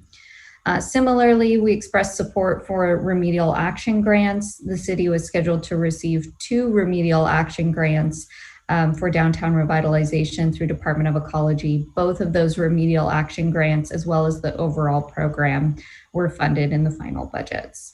So overall, significant progress made on transportation elements and a lot of success on the other items on the city's legislative priorities. In addition to the legislative priorities, you all adopt a policy manual that provides direction to city staff and our team on all of the other hundreds of issues that come up throughout the legislative session and how you all would like to weigh in. And I just wanted to call out a few items that were included on that policy manual, as well as some of the items that were not necessarily on that policy manual, but will have an impact on the city. State shared revenues were fully funded and even increased this session. The portion of money allocated to cities of the marijuana revenue sharing revenues was increased, and additional funding was provided to cities in order to implement the police reform package that was approved by the legislature. Over decades long effort to get tax increment financing approved in Washington state finally made it across the finish line. I just can't emphasize enough what a significant hurdle it was to get that bill across the finish line, and that Washington state now joins 48 other states in having tax increment financing available. AWC's legislation requesting temporary fiscal flexibility for cities in order to manage the pandemic, manage through and recover from the pandemic was approved. The multifamily property tax exemption was extended, and several different adjustments were made to that program. I think I already mentioned previously that there were historic levels of funding allocated to affordable housing and shelter funding. Much of that is funding that's going to be administered through the Department of Commerce and the Housing Trust Fund, so it's on a competitive grant basis. The Public Works Assistance Account, TIB, Bike Ped grants, they're all allocated funding equal to or higher than previous years. So a really robust year for city-oriented grant programs. We saw a lot of GMA bills. I really feel for city staff who reviewed not just a lot of GMA bills, but a lot of different versions of GMA bills in order to provide feedback. Unfortunately, the GMA bills really boiled down to one bill passing. It's House Bill 1220 that requires cities to update their housing element. And even then, the legislature didn't allocate funding to allow cities to do that work. And it had some language in it that said it's null and void until funded. And so you all do not have any additional GMA obligations until the legislature funds that work. Otherwise, a lot of the other bills were turned into studies and other interim actions that will occur this interim. Over 10 police reform bills passed into law, and the legislature adopted legislation responding to the Blake decision on controlled substances. Particularly on the last three items on this slide, there's likely to be a lot of interim actions that we will be closely monitoring and flagging for you all as well as for city staff, which is a nice segue into talking about next steps. And I'm very pleased to hand the baton over to Shelley Helder to talk about next steps. This is sort of our transition as well. With her coming back from maternity leave, you will start seeing less of me and more of her, although as always, we work closely as a team. So Shelley, it's all you. Great. Well, thank you, Brianna. Definitely excited to be back at work and really grateful to have your assistance while I was out. I'm eager to be working with you all again. So to wrap up tonight's presentation, I'm just going to briefly review our next steps and our action items for the coming months. So I've said this to you all before, lobbying really is a year-round effort. In this interim, there are several items to tackle. The first, and I would say probably the most important, is to recognize and really express the city's appreciation to the First District legislators. Brianna mentioned it throughout a presentation, but really can't emphasize enough that the city's success this session would not have been possible without them. We advise and we advocate on your behalf, but it's ultimately up to your legislators to secure funding for the city's priorities.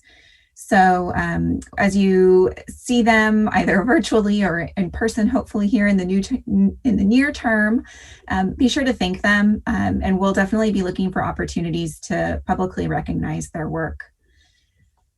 Secondly, as Brianna mentioned, there is a great deal of activity related to I-405, and WashDOT has been directed to accomplish several different tasks over the next several months, particularly with the hopes of finding some type of funding solution to make sure that the North End improvements can be completed in a timely manner. So we'll be monitoring that work closely and letting you all know of opportunities to engage. There is still a potential for a special session to adopt a transportation revenue package. Legislative leaders have said that they will need to find agreement on a proposal before they're ready to be called back into session. So those negotiations will be happening behind closed doors, and we'll remain engaged as much as possible to take advantage of any potential funding opportunities for the Bothell Everett Highway project. And then the last thing that I want to mention, unique to this year, we will be following the activities of the Redistricting Commission. And this is a commission that is currently meeting regularly, and they're considering how to redraw Washington's legislative and congressional district boundaries. And this is to reflect the population shifts and to ensure that there's equal representation amongst each of the districts. This process takes place every 10 years. And the outcome of this redistricting process will take effect for the November 2022 elections. So the work is currently underway, and we should see recommendations here in the fall. The 2022 legislative session will begin on January 10th. It's hard to think that thinking about another session already, but it'll be here before we know it, and it'll be the second year of the biennium. So the legislature will be amending the budgets that they just adopted. To prepare for that session, we'll need to update the city's legislative agenda and policy manual to reflect the outcomes from this past session. So lots of work to do between now and next January. So look forward to working with you all. I'm going to stop and see if there are any questions from council.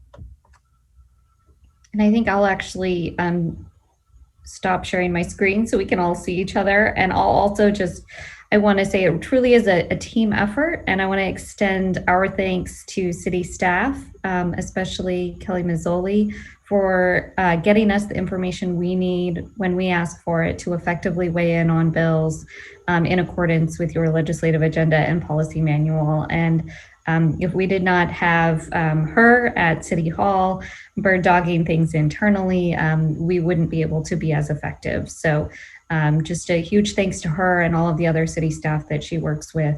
It truly is a team effort. And yes, happy to answer any questions. Councilmember Thompson. Thank you, Mayor. It's funny, last year when we approved this, I was thinking to myself, well, you know, they did such a good job last year that like we can't possibly have 2 years that good in a row in session, but like we need to keep doing this. And it turns out we had another really good year. So thank you guys for your work. And Shelley, congratulations. I'm so happy for you. I hope you're sleeping like that much. It's also really just great to hear that our first district legislators are representing us in the city well. I just want to call out Representative Councilmember Dewar, Davina, whatever I'm supposed to call you in here. Like, it is so good for Bothell that you are here serving us in this capacity as well as in that capacity. Just the fact that you're in the work, that you're on the transportation committee, when Brianna can call you and say, hey, this thing is going on, and suddenly there's $33 million. We're lucky. Thank you. And I don't actually have any questions. I just had things to say. I will follow up and say, Councilmember Thompson, I do think you maybe get the gold star for testifying the most on behalf of the city this past session, and just want to extend our appreciation for that. That also is part of the team effort that makes all of this happen. So thank you for your willingness to testify and even modify your testify on the fly when I am sending you a text. So great job on navigating the virtual legislative process. And I hope as we switch to an in-person process that you and others on council will continue to feel comfortable weighing in. Councilmember Agnew. I don't have any questions either. I just want to say thank you very much for a job very well done. Thanks to the first LDs, thanks to you guys, and thanks to city staff. We've got a lot accomplished this year, and we couldn't have without you. Thank you very much.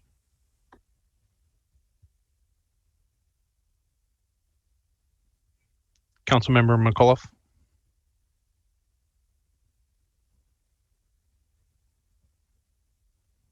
Okay. Yes, and I do want to recognize that it is a team effort. It's a team effort because I've been there, so I know, between this city. So Kelly has done a great job, Mazzoli, of really representing us. And thanks to your going to Olympia and speaking, and our legislatures that have worked so hard for the first district, I just want to express my appreciation to all of you.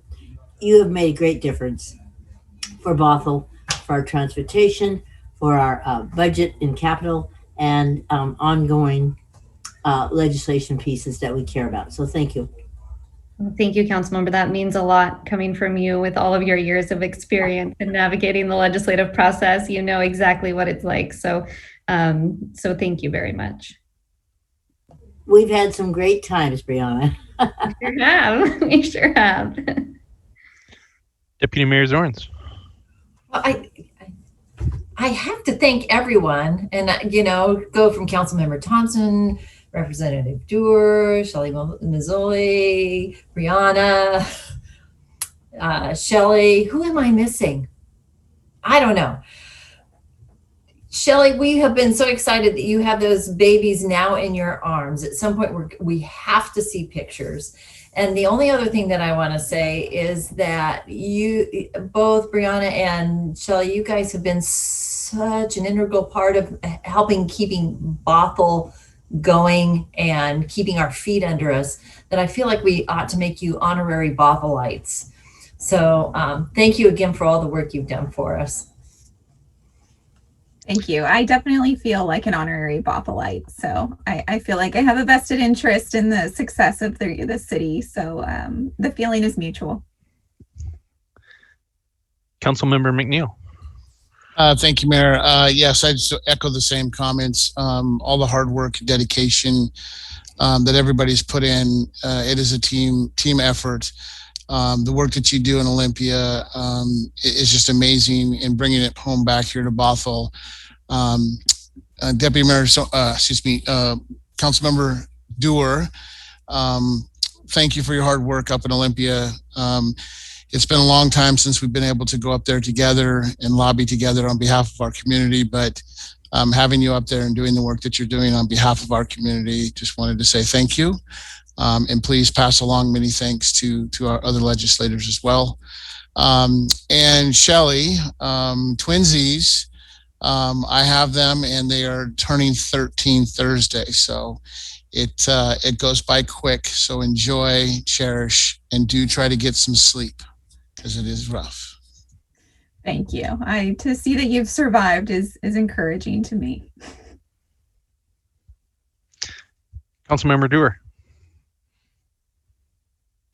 I just wanted to share one more thank you, and I don't, although TIF was sponsored by me, what you probably don't know is that Brianna was an integral part of helping write that bill, and stakeholdering and meeting with some difficult stakeholders at times, and helping find the compromises that needed to happen for that bill to pass. So I want to share that, because I think that's probably something that you all didn't know or realize, but huge big deal that passed. So thank you. Yeah, thank you, council member. Couldn't have happened without a sponsor. So I just want to say thank Brianna and Shelley just for making the council look so smart and successful by approving and selecting your assistance over the legislative season. Again, we've been, as mentioned before, we've been successful before and we're successful again. So thank you so much for just the assistance, the leadership, and just all that you do for our community. You know, the investment we do up front pays huge dividends in the end. So it's great to see these dollars come back into our city. People are always commenting on the taxes raising, but I think this way we can get a piece of it coming back and getting our state government working for us and providing the services that we all pay for and that we all can benefit from. So once again, thank you both for all that you do and making us all look and be successful. It really is our pleasure. I will be continuing to help out Shelley, especially because she's got her hands full with two twins, but you will be hearing from her more often, and I'm pleased to have her back. And thank you all for your patience throughout this session as I juggled to cover her workload. So thank you all and have a good evening.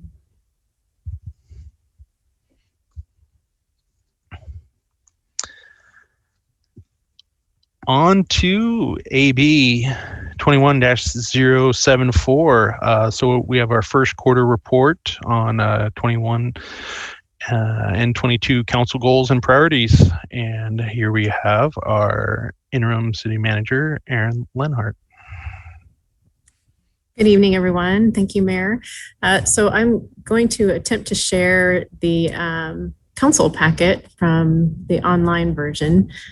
So just to share with you the objectives that staff developed that to coincide with the council goals and priorities this year. For those following along, I'm on page 107 of the council packet. So the council adopted some goals and a goal and some priorities during the budget process last year.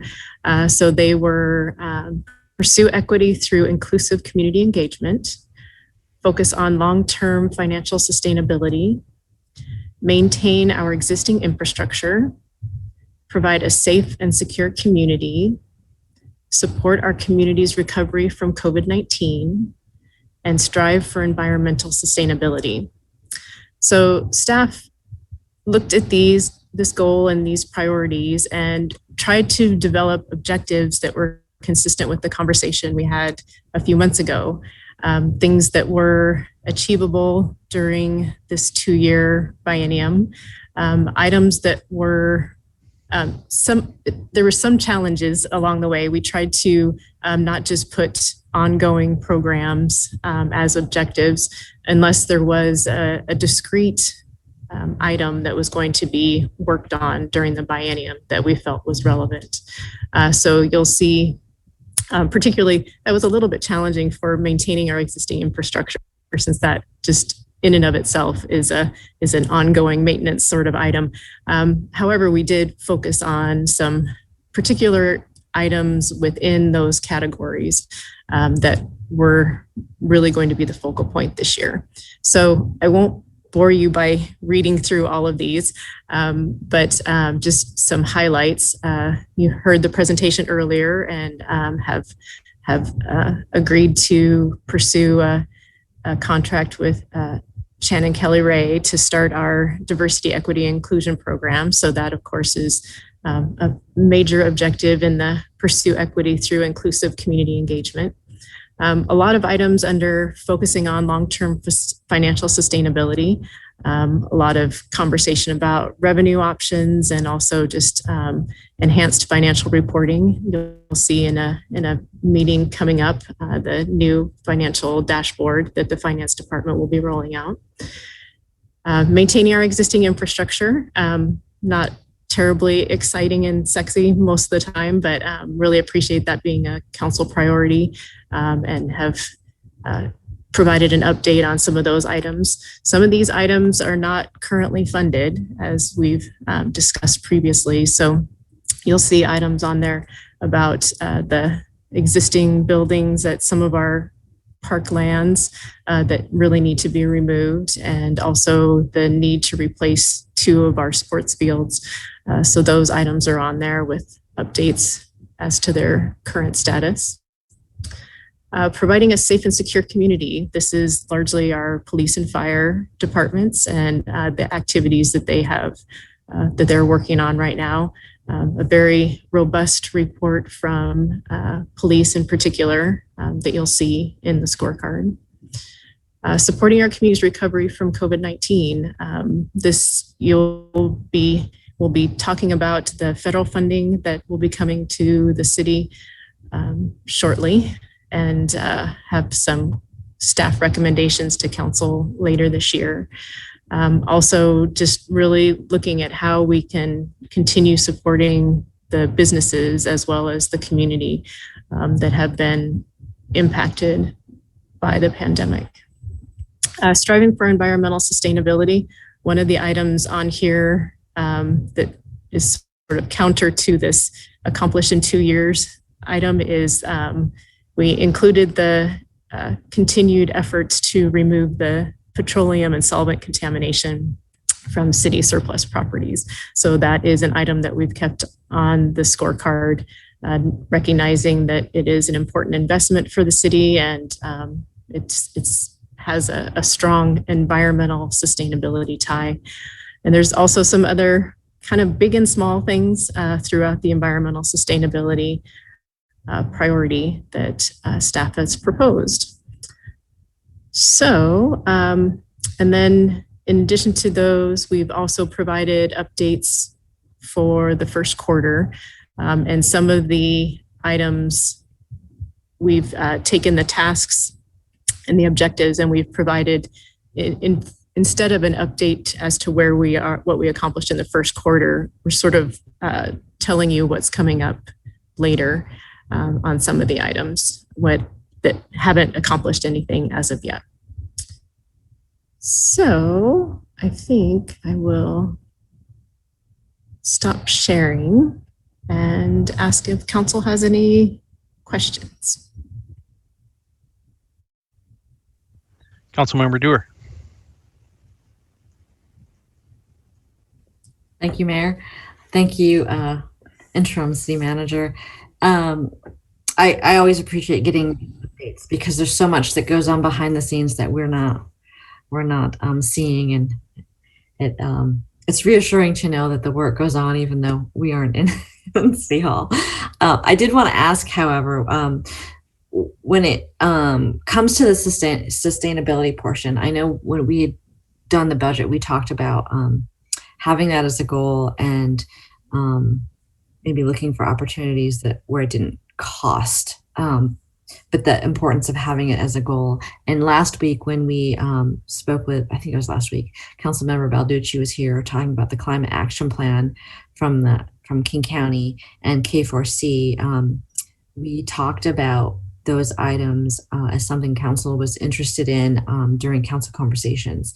And so I'm wondering if we could add that to the list, and then as maybe when federal funds come in, or there's some time for staff to at least review what the low-hanging fruit is, and in those two pieces, I sure would like for Bothell to have a seat at the table when we're talking about climate change, and I think King County really has provided sort of a roadmap and done a lot of the legwork for us. So any opportunity that we have to review that and look for opportunities, I think council has expressed an interest in that.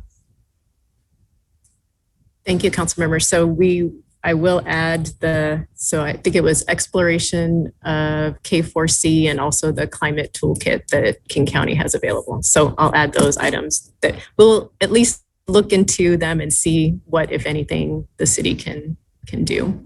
That would be fantastic. Thanks so much. Okay. Mm-hmm. Councilmember McAuliffe. Thank you, Mr. Mayor.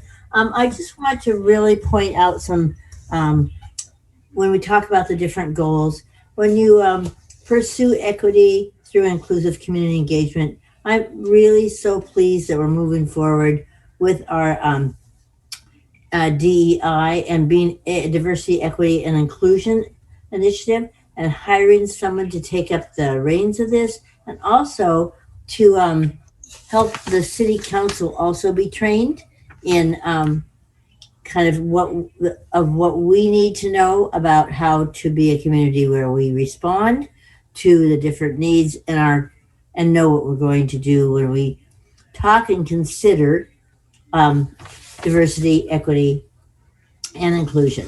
So I love the training that's coming. The other part I really want to compliment us on is our safe and secure community. So we've expanded the Navigator program with 2 officers that have been trained to be liaisons with the homeless. I'm so pleased to hear that also that our police personnel, commissioned police personnel, have completed 8 hours of crisis intervention basic training.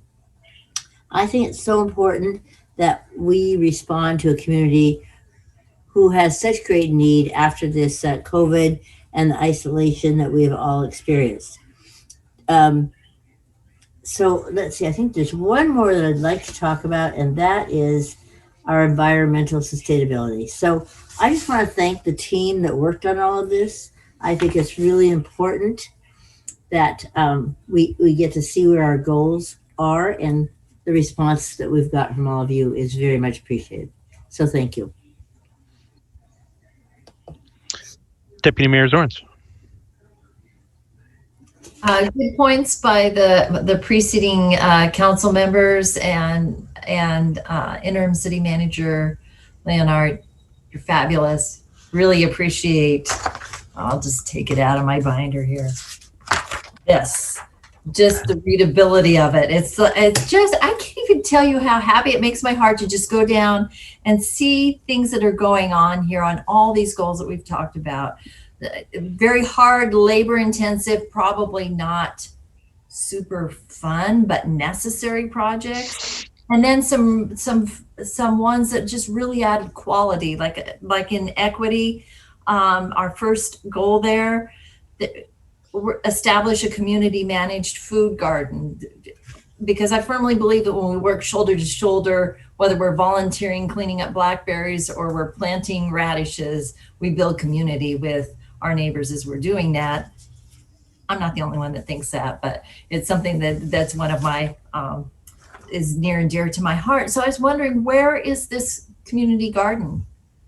Do we have one in place? Not yet, not yet. You may remember Christy Cox from Public Works provided a presentation for you. I think it's in conjunction with the conservation trying to find that location. Okay. And then, but then I saw on our existing infrastructure and saw the developing the FOG program. And I thought, oh my word, we're still battling that. It's probably something a municipality always has to be addressing, I would guess. But what a messy, nasty one. So, props to the people who are in the trenches for that one. And then just skimming all the way down to the bottom, the environmental sustainability. I suspect, I saw that we even have the details for our small beekeeper. And I think our director Cotterman may have some credit and some props taking care of that, because that really is a big deal. And the focus of keeping volunteers as manpower, again, that community thing. But at any rate, I love the way that you formatted this. a lot of encouragement. So and a lot of hard work. So thank you. Thank you.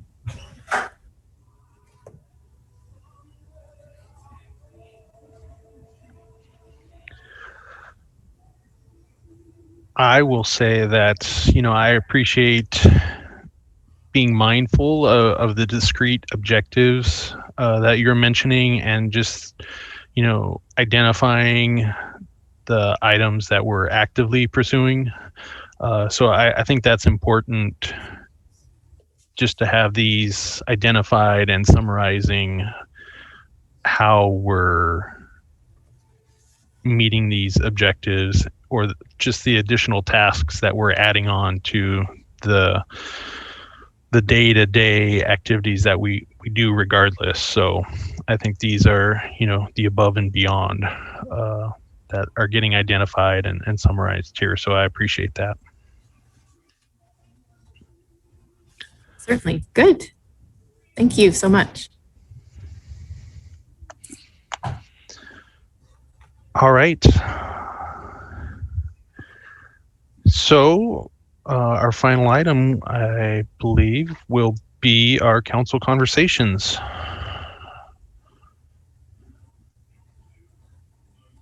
If we have a topic. I might be looking up at you at Deputy Mayor Zorns.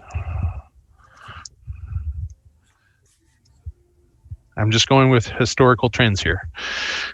So I have nothing except to comment about the fabulous flag that's sitting behind you. It looks good behind you. That's it. That's all I got. it is. Just wait till you can see it in person. Show it off. Can you stand up and spread it out so people can? Wow. All right. Come on. Not that hard. Yes.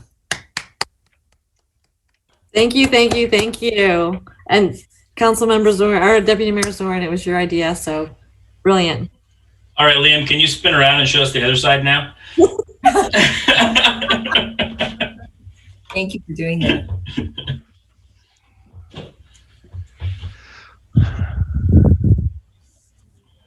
Had to get back in the seat before too many jokes and things pursued, especially when I couldn't hear without the headphones. So I think, yeah, Councilmember McAuliffe.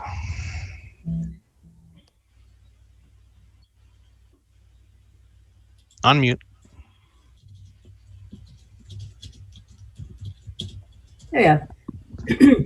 First of all, I want to talk about your proclamation for our public works workers, and that we should be thanking them and celebrating the work they do for our city. So I guess as we drive by and they're working, maybe we could kind of wave and say thank you, and give them the recognition they need for how well they manage to keep our city clean and very attractive and beautiful. So let's all celebrate them and be sure that we say thank you. When they were, I told Aaron today, when they were doing my sidewalk from 180th up to West Hill, whenever I'd see they were working on a spot, I would paint a rock and say thank you. So I hope we can all do that.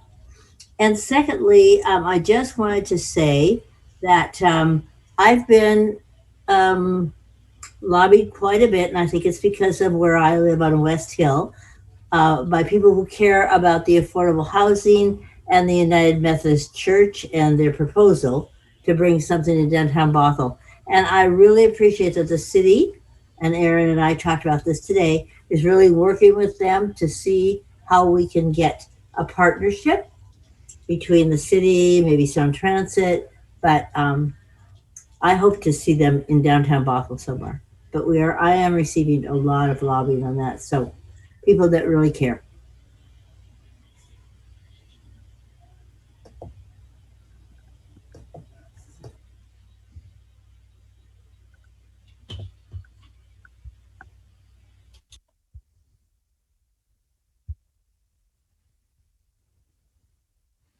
All right, running out of gas here pretty quick tonight. And up pops the card. Councilmember Dewar. Move we adjourn this meeting and enjoy what's left of daylight. All right. Thank you, everyone. Have a great evening. Thank you, Aaron. 1 hour and 45 short. Good job, Mr. Mayor. Everybody have a good evening and a good week ahead of you. Bye, everyone. Bye, everyone. Bye. Bye. Have a great night.